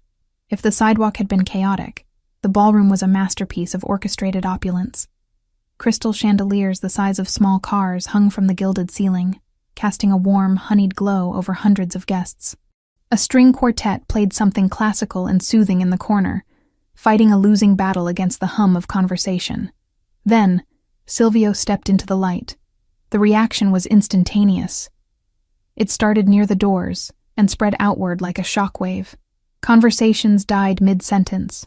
Glasses were lowered. The music faltered as the cellist looked up and missed a beat. A silence descended on the room, thick and heavy, suffocating the laughter and the clinking of silverware. Silvio Richetti, the man whose obituary had been quietly drafted by half the people in this room, was walking across the marble floor, and on his arm was a vision in blood-red silk. Lauren felt the weight of 1,000 eyes. She felt the judgment, the curiosity, the jealousy. She kept her chin high, channeling every ounce of cold fury she had felt, watching her house burn. She focused on the rubies at her throat, imagining they were shielding her. "I am not a victim," she repeated to herself. "I am the storm. Keep walking," Silvio whispered, his lips barely moving. "Don't look at the floor. Look at them. Make them look away." They moved toward the center of the room. A waiter, trembling, offered a tray of champagne. Silvio took 2 flutes, handing one to Lauren. He took a sip, his eyes scanning the crowd, cataloging threats, reading loyalties. "There," he murmured. Lauren followed his gaze. At the far end of the room, on a raised dais where a podium stood waiting, was a group of men laughing. In the center of them was Marco. He looked triumphant. He was holding a scotch, gesturing expansively with a cigar in his other hand. He looked like a king holding court. He hadn't seen them yet. His back was turned, soaking in the adulation of the sycophants surrounding him. "He looks comfortable," Lauren noted, ice in her voice. "He thinks he's celebrating a coronation," Silvio said. "He's about to celebrate his funeral." A woman detached herself from a nearby group and intercepted them. She was older, draped in diamonds and wearing a severe navy gown. It was Mrs. Rossi, the wife of one of the 5 families' heads. She had eyes like a hawk and a smile that looked like it had been sharpened on a whetstone. "Silvio," she purred, though her eyes were wide with genuine shock. "We heard terrible rumors. An accident." "Rumors are often exaggerated, Elena," Silvio replied smoothly, leaning in to kiss her cheek. "As you can see, the reports of my demise were premature." Mrs. Rossi turned her gaze to Lauren. It was a dissecting look, analyzing the dress, the jewelry, the posture. "And who is this? I don't believe we've been introduced." "This is Lauren," Silvio said, not offering a surname, not offering an explanation. "She is with me." "A lovely dress, Mrs." Rossi said, her tone dripping with passive aggression. "Bold color. Usually we reserve red for looser occasions." Lauren smiled. It was the smile she used when a client tried to tell her how to do her job. "It's burgundy, actually, the color of oxygenated blood." It seemed appropriate, given that everyone here seems to be out for it tonight. Silvio stiffened slightly beside her, suppressing a smirk. Mrs. Rossi blinked, taken aback by the sharp retort. She laughed, a brittle sound. "Charming. Welcome back, Silvio." She retreated, and Silvio leaned closer to Lauren. "Oxygenated blood? It shut her up," Lauren whispered. "Focus," Silvio commanded softly. "Marco is moving." On the dais, Marco had turned. He handed his glass to an aide and checked his watch. He was preparing to speak. He still hadn't seen Silvio, blocked by the crowd and the pillars. He stepped off the dais and headed toward the service corridor that led to the private prep rooms behind the stage. "That's the signal," Silvio said. He adjusted his tie. A subtle movement, barely a brush of his fingers against the silk knot. "Go."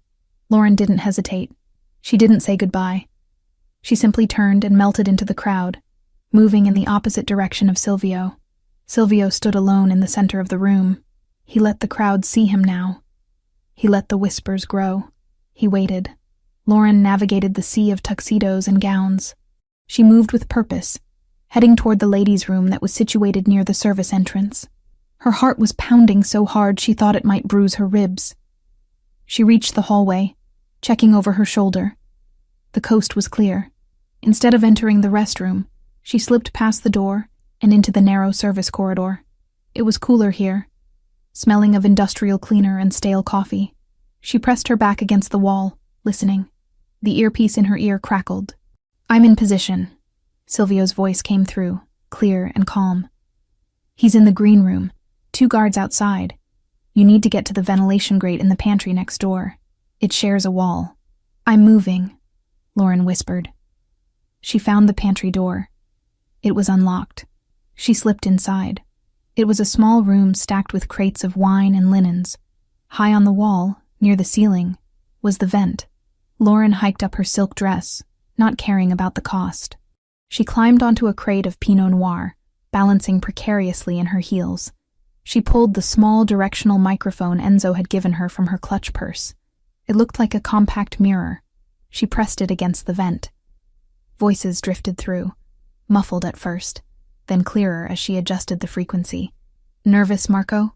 You're sweating." A rough voice. "Unknown." "I'm not nervous." Marco's voice. Arrogant, impatient. "I'm ready." "Is the transfer complete?" "The Albanians want the second half," the rough voice said. "They said the job was messy. The house burned, but they didn't find the body." Lauren's breath hitched. She pressed the device harder against the metal grate. "The body is ash," Marco snapped. "The car exploded. The house burned to the foundation. There's nothing left of Silvio Ricchetti but dental records, and I made sure those vanished from the dentist's office last week. He's dead. The transfer goes through as soon as I leave that stage." "And the girl?" the voice asked. "The vet?" "Collateral," Marco dismissed. "If she was in the house, she's dust. If she wasn't, she's a nobody. Who cares? She's a loose end that tied itself. Now hand me the speech. It's time to accept the burden of leadership." Lauren's hand shook. She had it. The confession. The confirmation of the hit. The dismissal of her life as dust. "Did you get it?" she whispered into her comms. "Crystal clear," Silvio's voice replied. It was the voice of the Reaper. "Get out of there, Lauren. Go back to the floor. Stay near the exit." "I'm coming out," she said. She jumped down from the crate, smoothing her dress. She slipped out of the pantry and back into the service corridor. She walked briskly toward the ballroom, her heart racing. She re-entered the Gold Coast room just as the lights dimmed. A spotlight hit the stage. "Ladies and gentlemen," a voice announced over the PA system. Please welcome the acting head of the Ricchetti family, Mr. Marco Conti. Polite applause. It was thin, uncertain. The room knew something was wrong, but they didn't know what yet. Marco stepped into the spotlight. He looked impeccable, projecting a somber gravitas. He approached the microphone, adjusting it with both hands. He looked out at the darkened room, unable to see the faces clearly. "Friends," Marco began, his voice dripping with rehearsed sorrow. "We gather tonight under a shadow. As many of you know, we have suffered a tragic loss. My brother, my mentor, Silvio." He paused for effect, hanging his head. It was a masterful performance. Silvio was a man of vision, Marco continued, and though he was taken from us too soon, by a tragic accident on a rainy road, his vision must survive. It falls to me, with a heavy heart, to carry that torch. From the back of the room, near the sound booth, Silvio signaled the technician. A man Enzo had paid triple his annual salary to look the other way for 5 minutes. "Carrying a torch is difficult." Silvio's voice boomed over the speakers, cutting Marco off mid-breath. Marco froze. He looked around, confused. "What? Is this a tribute?" "No," Silvio's voice continued, but this time it wasn't live. It was the recording Lauren had just captured. The audio quality was grainy but unmistakable. "The body is ash. The car exploded. The house burned to the foundation. He's dead. The transfer goes through as soon as I leave that stage." The ballroom went deathly silent. The recording continued. "And the girl, the vet, collateral. She's a loose end that tied itself." Marco stood on stage, his face draining of blood until he looked like a wax figure. He gripped the podium, his knuckles white. He looked up at the sound booth, panic flaring in his eyes. Then the spotlight moved. It swung away from the stage and swept across the floor, searching. It stopped in the center of the room. Silvio Ricchetti stood there. He held a glass of champagne in one hand, the other tucked casually in his pocket. He looked up at the stage, his expression bored, almost disappointed. "You never could improvise, Marco," Silvio said. He didn't need a microphone. His voice carried through the stunned silence of the room. Marco stumbled back from the podium. It's a trick. A deep fake. He's dead." "I look very alive for a ghost," Silvio said, taking a slow step forward. The crowd parted. They scrambled to get out of the way, creating a wide, clear path between the true Don and the usurper. "Security!" Marco screamed, pointing a shaking finger at Silvio. "Remove him! He's an imposter!" The security guards, the men Marco had paid, looked at Silvio. They looked at the calm, lethal confidence radiating off him. They looked at Marco, sweating and screaming on stage. In the Mafia, you don't bet on the hysterical man. You bet on the quiet one. The lead guard crossed his arms and stepped back against the wall. He did nothing. "No one is coming, Marco," Silvio said, walking closer. His footsteps on the marble echoed like gunshots. "You paid them with my money, but they know whose money it really is." Marco pulled a gun. It was a small silver pistol he had hidden in his waistband. A desperate, foolish move. Screams erupted from the crowd. Guests dove under tables. Silvio didn't flinch. He didn't even draw his own weapon. He just stopped walking and looked at the gun with disdain. "Put it down," Silvio said, "before you embarrass yourself further." "I killed you!" Marco shrieked, the veneer of the sophisticated consigliere shattering to reveal the frightened thug underneath. "I burned you." "You tried," Silvio corrected. "But you forgot the first rule of this family. You check the body." Silvio snapped his fingers. From the shadows of the wings, 3 men emerged. They weren't security. They were Silvio's personal guard. Enzo and 2 others who had been waiting in the ventilation shafts. They were armed with suppressed submachine guns. Marco looked left, then right. He was surrounded. "You have 2 choices," Silvio said, his voice dropping to a conversational volume that was somehow more terrifying than a shout. "You can use that gun on yourself. Or you can come with Enzo." Marco looked at the gun in his hand. He looked at the crowd, witnessing his total humiliation. He looked at Silvio, who watched him with eyes devoid of mercy. Marco's hand shook. He couldn't do it. He dropped the gun. It clattered loudly on the stage floor. "Smart," Silvio said, "but cowardly. I expected nothing less." Enzo and the guards moved in. They didn't behead him. They didn't shoot him. They grabbed him by the arms and dragged him off the stage like a piece of unwanted luggage. Marco kicked and screamed, begging for the council to intervene. But the other dons watched in stony silence. The omertà had been broken. Marco was a rat and a failure. There was no sanctuary for him here.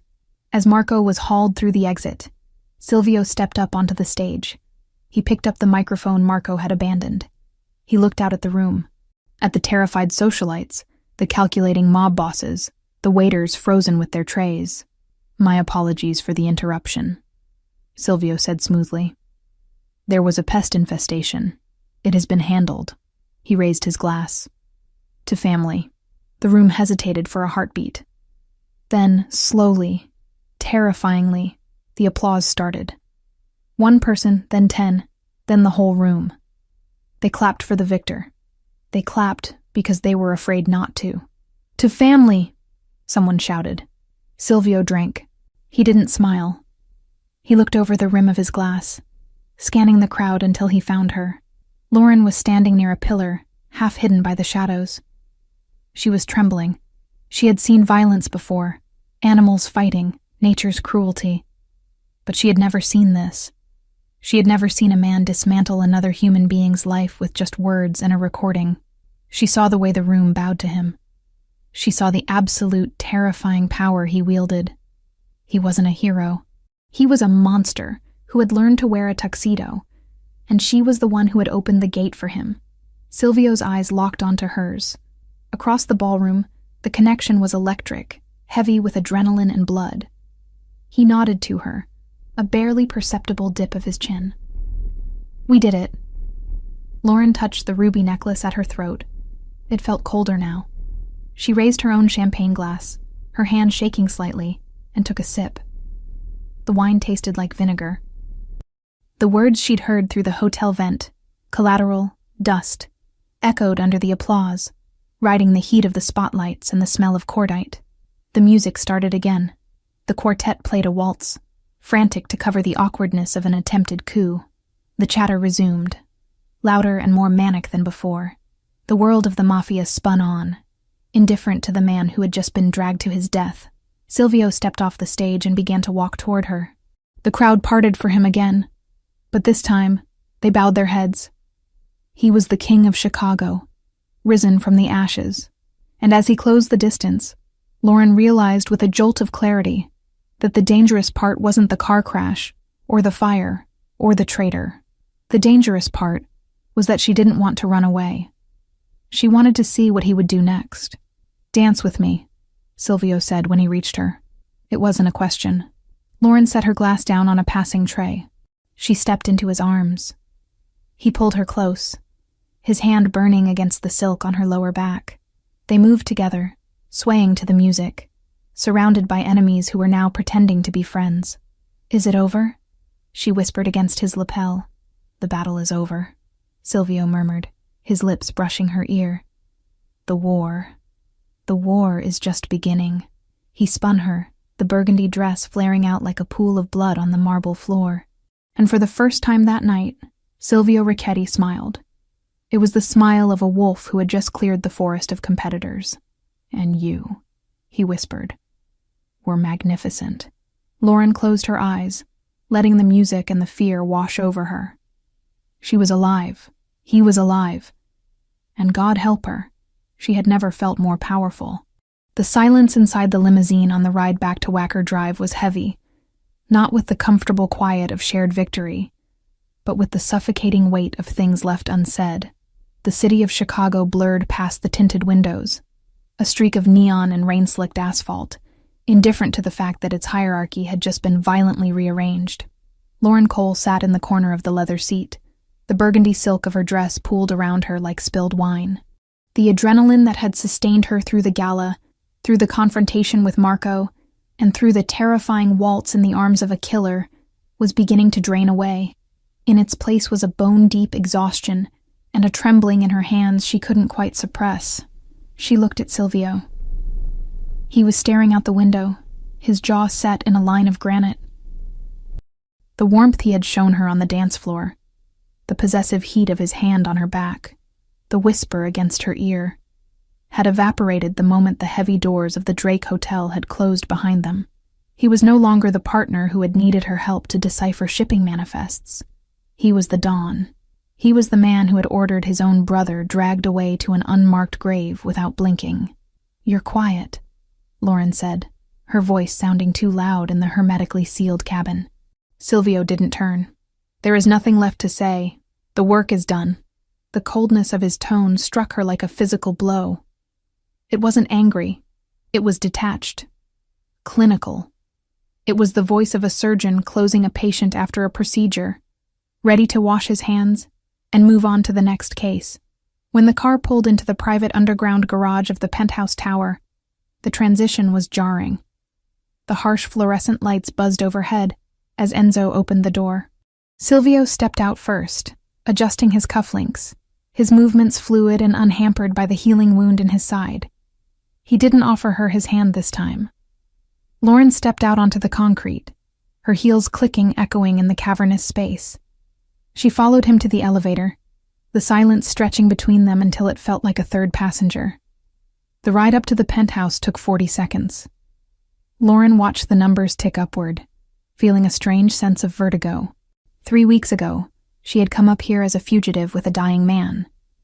Now she was returning as a queen who had helped reclaim a kingdom. Yet she felt more precarious than ever. The elevator doors slid open. The penthouse was exactly as they had left it.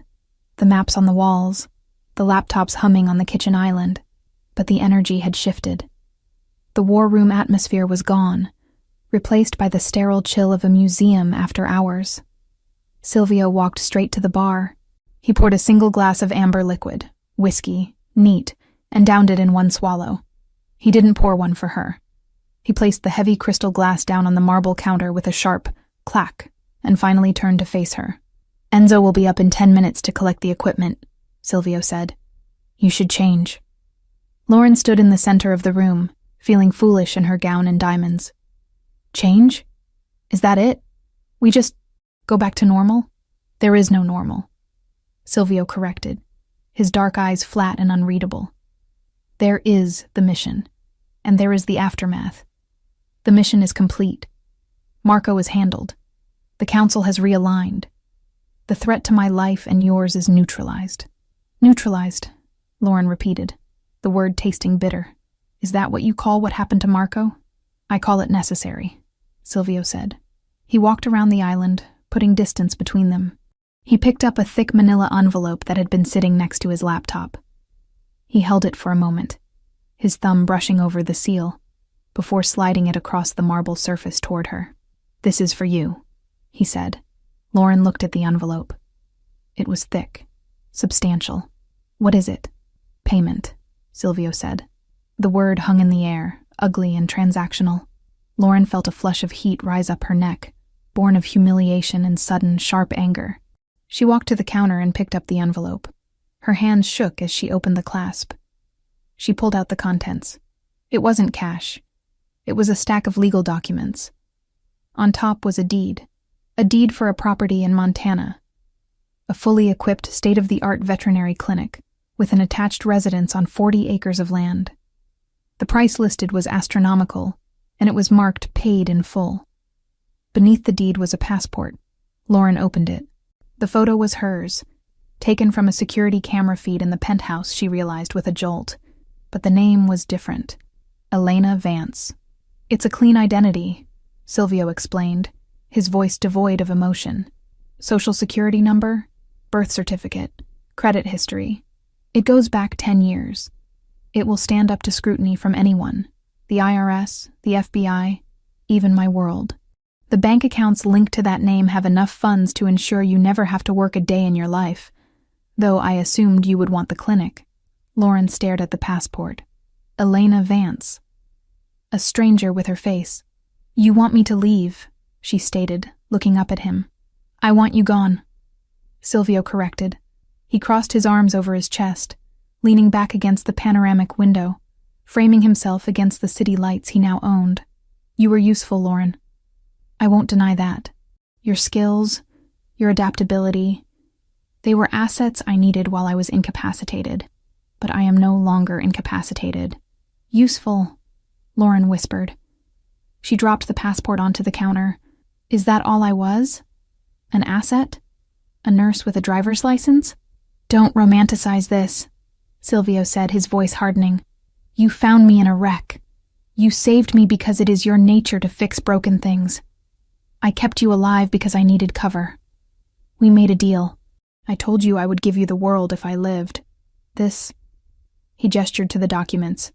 This is the world. It's freedom. It's safety. It's everything you lost in that fire, multiplied by 10. It's a payoff, Lauren snapped, the anger finally breaking through. You're paying me off like a contractor you're done with. Because I am done with you, Silvio roared. The sudden volume made her flinch. He pushed off the window and stalked toward her, stopping only when the kitchen island was the only thing separating them. Look at me, Lauren.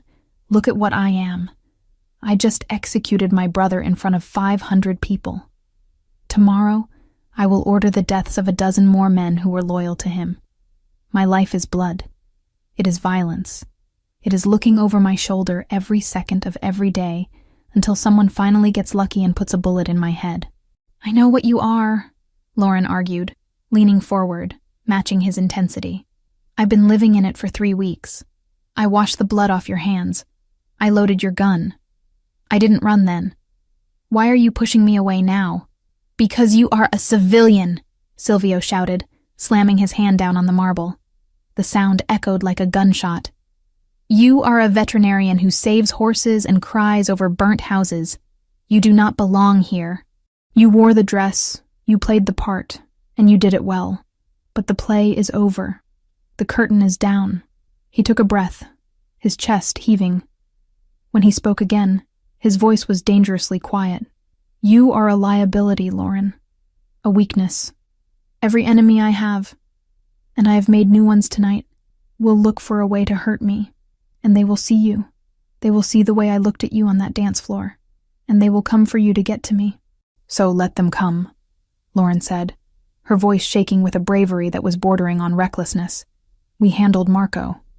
We can handle... No. Silvio cut her off. I handled Marco. You survived him. There is a difference. I cannot run an empire if I am constantly worried about keeping you breathing. I cannot be what I need to be if I have a conscience sleeping in my bed. He looked at her with eyes that were cold, dead, and utterly convincing. You were a distraction. A pleasant one. But I have work to do, and I don't need a pet. The insult landed with precision. Lauren recoiled as if he had slapped her.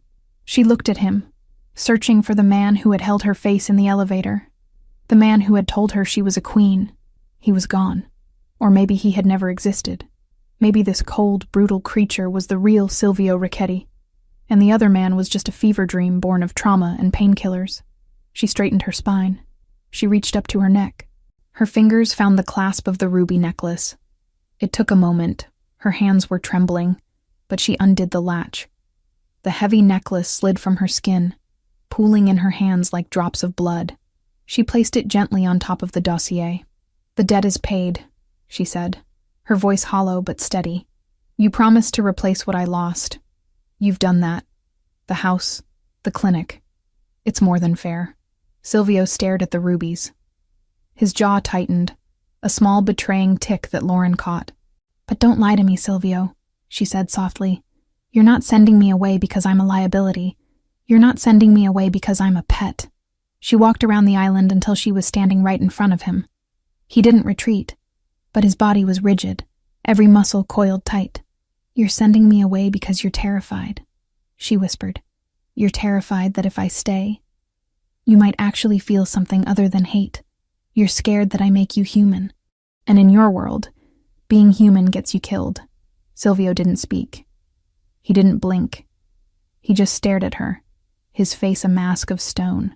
Take the deal, Lauren, he rasped finally. Take the ticket. Take the life, and get out of my city. I will, she said. I'm not stupid. I know when I'm not wanted. And I know when a patient is terminal." She stepped back, creating a chasm between them that felt wider than the miles to Montana. "I'll be gone in the morning," she said. "I assume Enzo will drive me to the airport?" "The plane is waiting at a private airfield," Silvio said, turning his back to her to pour another drink he didn't need. "It leaves at 6 a.m. Don't miss it." "I won't." Lauren turned and walked toward the guest room. She didn't slam the door. She closed it quietly, with a soft click that sounded like the final beat of a heart. Inside the room, the silence was deafening. Lauren leaned against the door, sliding down until she hit the floor. She didn't cry. She had cried enough in the truck. She just sat there, listening to the hum of the city outside, clutching the deed to a life she hadn't asked for, given by a man she was terrified she might have loved. In the main room, Silvio Ricchetti gripped the edge of the bar until his knuckles turned white.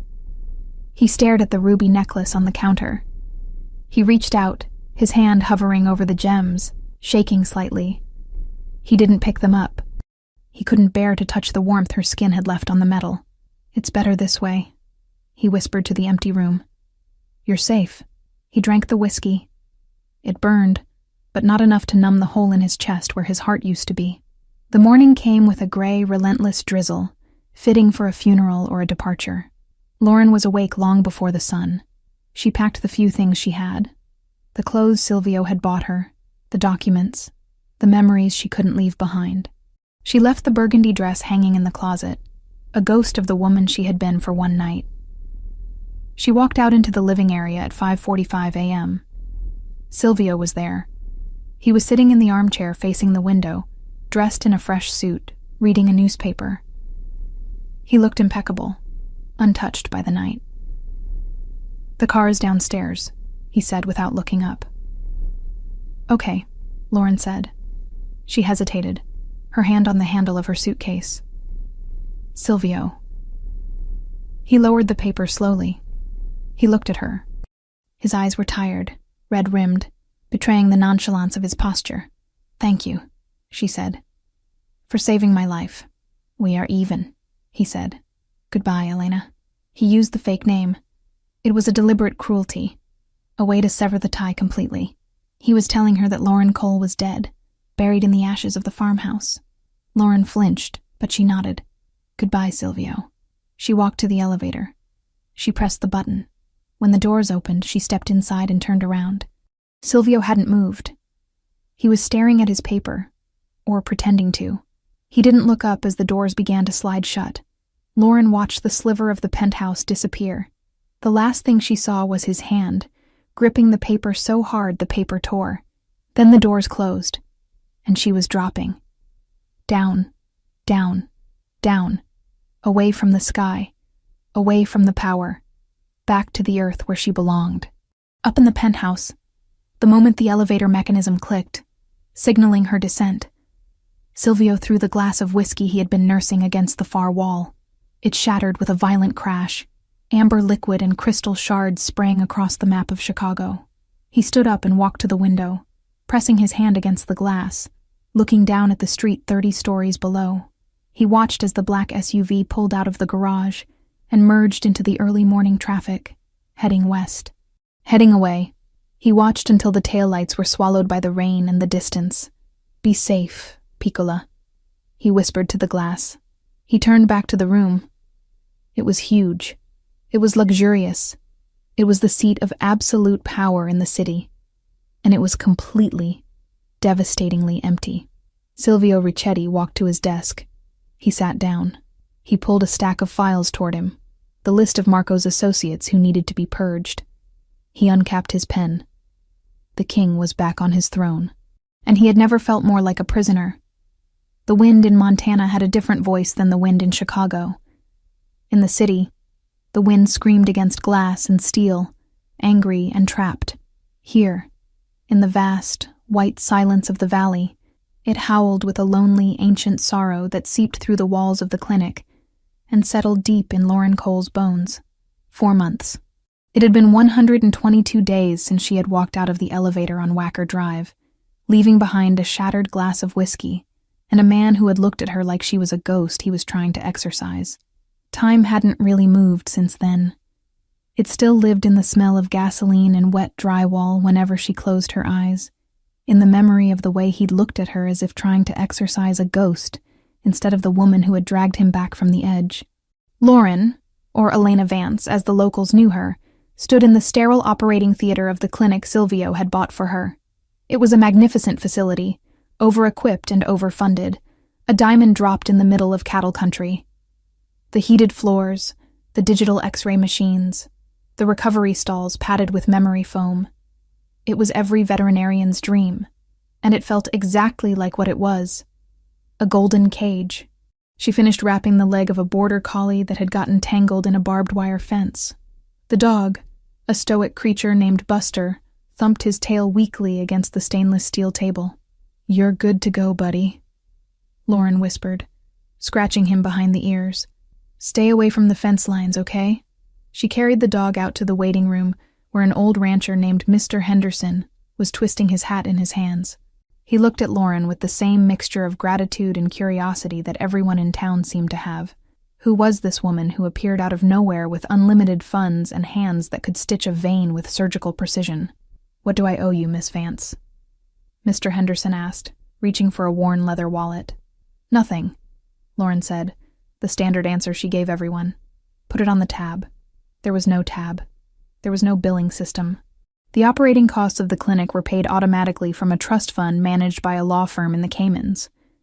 Every bottle of medicine, every kilowatt of electricity, every bag of feed was paid for by blood money. She was washing Silvio's conscience one healed animal at a time. Mr. Henderson frowned, uncomfortable with the charity. "That doesn't feel right, ma'am. Bring me a pie next week," Lauren said, forcing a smile that felt tight on her face. "Apple." Now when the rancher left, the silence returned, heavier than before. Lauren locked the front door and flipped the sign to closed. It was only 4 p.m., but the winter sun was already dipping behind the sapphire mountains, painting the snow in shades of bruised purple and gray. She walked to the large window at the front of the clinic. The view was breathtaking. Acres of pristine pine forest and snow-covered pastures.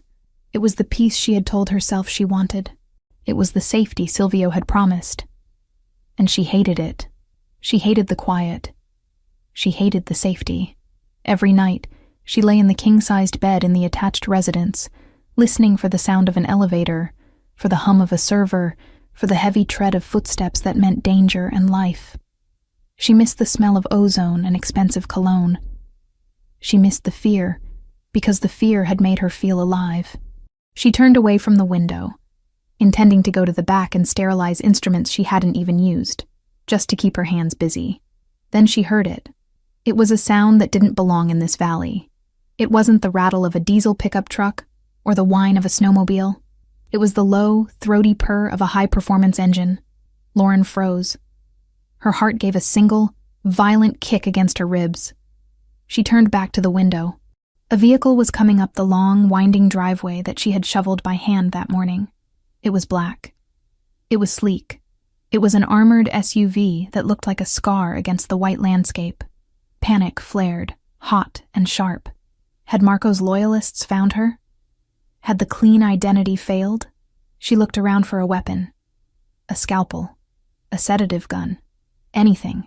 But as the car pulled closer, slowing to a stop in front of the clinic, the panic dissolved into something else. Something terrified and hopeful and devastating. The engine cut. The driver's door opened. A man stepped out into the snow. He wasn't wearing a parka or heavy boots.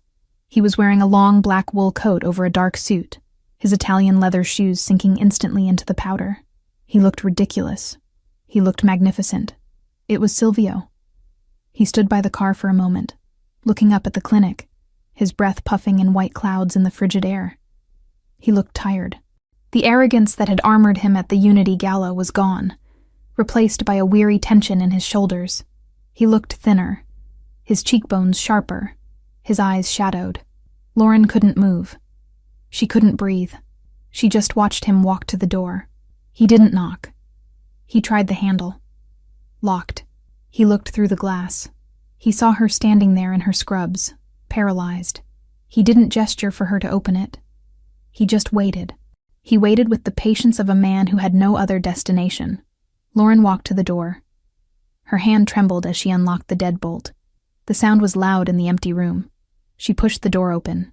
The cold air rushed in, carrying the scent of pine and snow and him. "You're hard to find, Elena," Silvio said. His voice was rough, like he hadn't used it in days. "You knew exactly where I was," Lauren replied, her voice shaking. "You bought the map. I bought the land," he corrected. "I didn't know if you would still be on it." He stepped inside.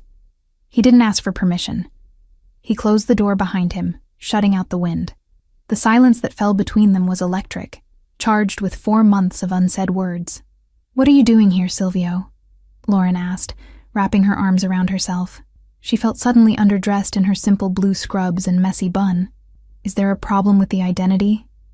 Did someone find me?" "No one found you," Silvio said. He unbuttoned his coat but didn't take it off. He looked around the waiting room, taking in the clean lines, the expensive chairs, the peace. "The identity is perfect.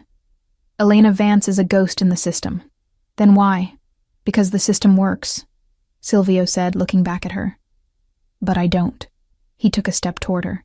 "I haven't slept in 4 months, Lauren. I have the city. I have the power. Marco is a memory. The council eats out of my hand. I have everything I was supposed to want." "Congratulations," she said bitterly. "You won." "I lost," he said. The admission was quiet, brutal. "I sat in that penthouse every night, looking at the city, and all I could see was the empty space where you used to stand. I drank enough whiskey to drown a fleet, but I couldn't drown the silence you left behind. You sent me away," Lauren reminded him, tears pricking her eyes. "You told me I was a liability. You told me I was a pet." "I lied," Silvio rasped. He closed the distance between them in 2 long strides. He stopped just inches away, close enough that she could see the gray hairs that had appeared at his temples, close enough to feel the heat radiating from him. "I lied to you because I was terrified," he confessed, stripping away the armor of the dawn. "I thought if I sent you here, to this fortress of snow and safety, you would be untouched. I thought I could keep you pure if I kept you far away from my filth." "I never asked to be pure," Lauren whispered. "I asked to be with you." "I know," Silvio said. He reached out, his hand hovering near her face, trembling slightly. "But I couldn't risk it. Not then. I needed to know the war was over. I needed to know I could build walls strong enough to hold us." "And now?" she asked. "Is the war over?" "The war is never over," Silvio said. "But the battlefield has changed." He reached into his coat pocket. For a second, Lauren's muscle memory tensed, expecting a weapon or a dossier, but he pulled out a folded piece of paper. It wasn't legal-sized. It was a brochure. He handed it to her. Lauren opened it. It was a prospectus for the Richetti Foundation. "What is this?" she asked. "It's the future," Silvio said. "Over the last 4 months, I have liquidated the drug routes. I sold the gambling dens to the Russians. I cut the ties with the cartels. It cost me half my fortune and nearly a mutiny. But it is done." Lauren looked up at him, stunned. You dismantled the business?" "I legitimized it," Silvio corrected. "We still run the unions, the construction, the shipping logistics. But the cargo is real now. No more ghost shipments. No more blood money." He took a deep breath, looking at her with a vulnerability that broke her heart. "I cannot undo the things I have done, Lauren. I cannot bring back the dead, but I can change the direction of the river. I realized that protecting you didn't mean sending you away. It meant building a world where you didn't have to hide." He took the brochure from her hand and tossed it onto the reception desk. He didn't care about the paper. He cared about her. "I don't want a pet," he said, his voice dropping to a growl. "And I don't want a liability. I want a partner. I want someone who can look at a spreadsheet and see the lies. I want someone who can stand in a room full of sharks in a burgundy dress and make them afraid to bleed." He reached out and finally touched her. His warm hand cupped her jaw, his thumb brushing away a tear she hadn't realized had fallen. "I came here to ask you a question," he said. "And if the answer is no, I will walk out that door, get in my car, and you will never see me again. I will leave you to this peace you hate. What is the question? Lauren breathed, leaning into his touch. My soul is black, Lauren, Silvio whispered. I have done terrible things. I am stubborn, I am dangerous, and I am damaged. But I am yours, if you will have me. So, do you still know how to treat lost causes? Lauren looked at him. She saw the monster and the man. She saw the scar on his side that she had healed, and the scars on his conscience that she had soothed. She saw the only person in the world who made her feel visible. A smile broke through her tears. Not a polite smile, but a real, radiant thing. You're not a lost cause, Silvio, she said, echoing the words she had spoken months ago in a snowy parking lot.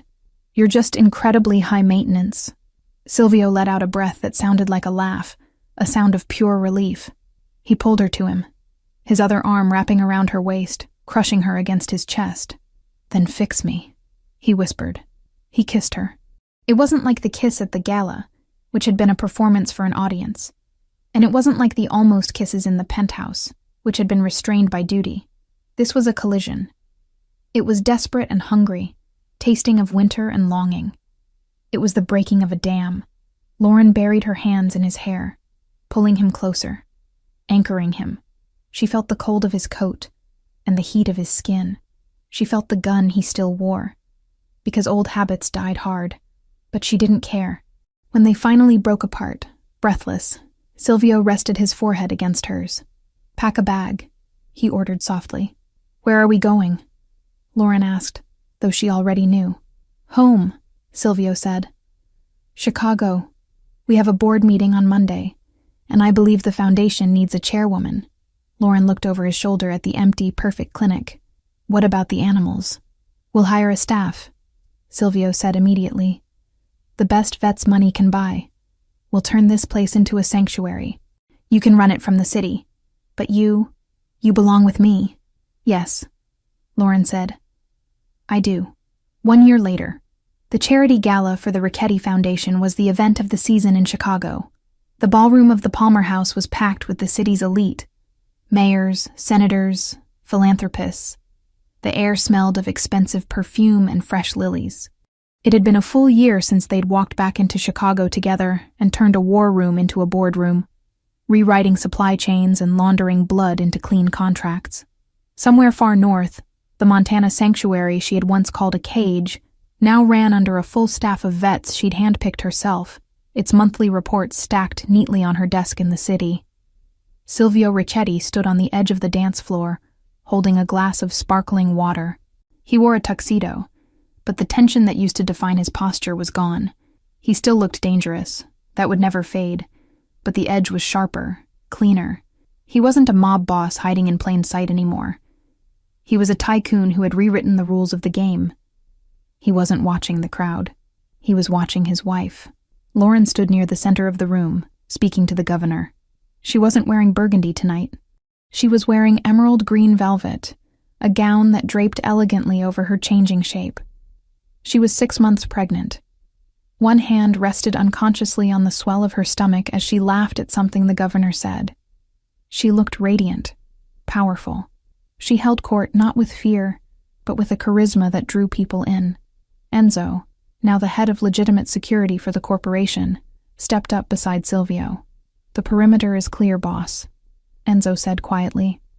No threats, just donors. Good, Silvio said, not taking his eyes off Lauren. Let's keep it that way. Lauren looked up, sensing his gaze. She excused herself from the governor and walked toward him. The crowd parted for her, respectful and admiring. You look tired, Silvio said as she reached him, his hand immediately going to her waist to support her. My feet ache, she admitted, leaning into him. And your son is using my bladder as a trampoline. Silvio smiled, a genuine expression that reached his eyes. He placed his large hand over hers on her stomach. He has my energy, Silvio said. He has your stubbornness, Lauren corrected. He refused to move for the ultrasound tech for 20 minutes. He knows what he wants, Silvio said proudly. He's a Rickety. He's a Cole, Lauren countered, which means he's going to be smart enough to stay out of trouble. We can hope. Silvio murmured. He kissed her temple. Are you happy, Lauren? Lauren looked out at the room. She saw the faces of people they had helped through the foundation. She saw the legitimate empire they had built from the ashes of the old one. She thought of the nursery waiting in the penthouse. Painted soft yellow, far away from the darkness of the past. She looked up at her husband, the man who had crashed into her house and stolen her life, only to give her a bigger one in return. I'm not just happy, she whispered. I'm home. Silvio tightened his arm around her. Come, let's go. You need to rest. The speeches aren't over, she protested weakly. I'm the chairman, Silvio said, with a grin that was all wolf. I say the speeches are over. He guided her toward the exit, ignoring the disappointed looks of the guests who wanted more of their time. They walked out of the ballroom, past the security, and into the cool Chicago night. The car was waiting. Not an armored escape vehicle, but a family car with a car seat base already installed in the back. As Silvio opened the door for her, Lauren paused. She looked at the city skyline, glittering against the dark. It was a jungle, yes, but she wasn't prey anymore. She was the lioness walking beside the lion. She got into the car. Silvio closed the door, solid and safe, and walked around to the driver's side. He got in, started the engine, and took her hand across the console. Ready? He asked. Lauren squeezed his hand. Drive. And as they merged into the traffic, leaving the ghosts of the past behind them, the future stretched out ahead, wide open, dangerous, and beautiful.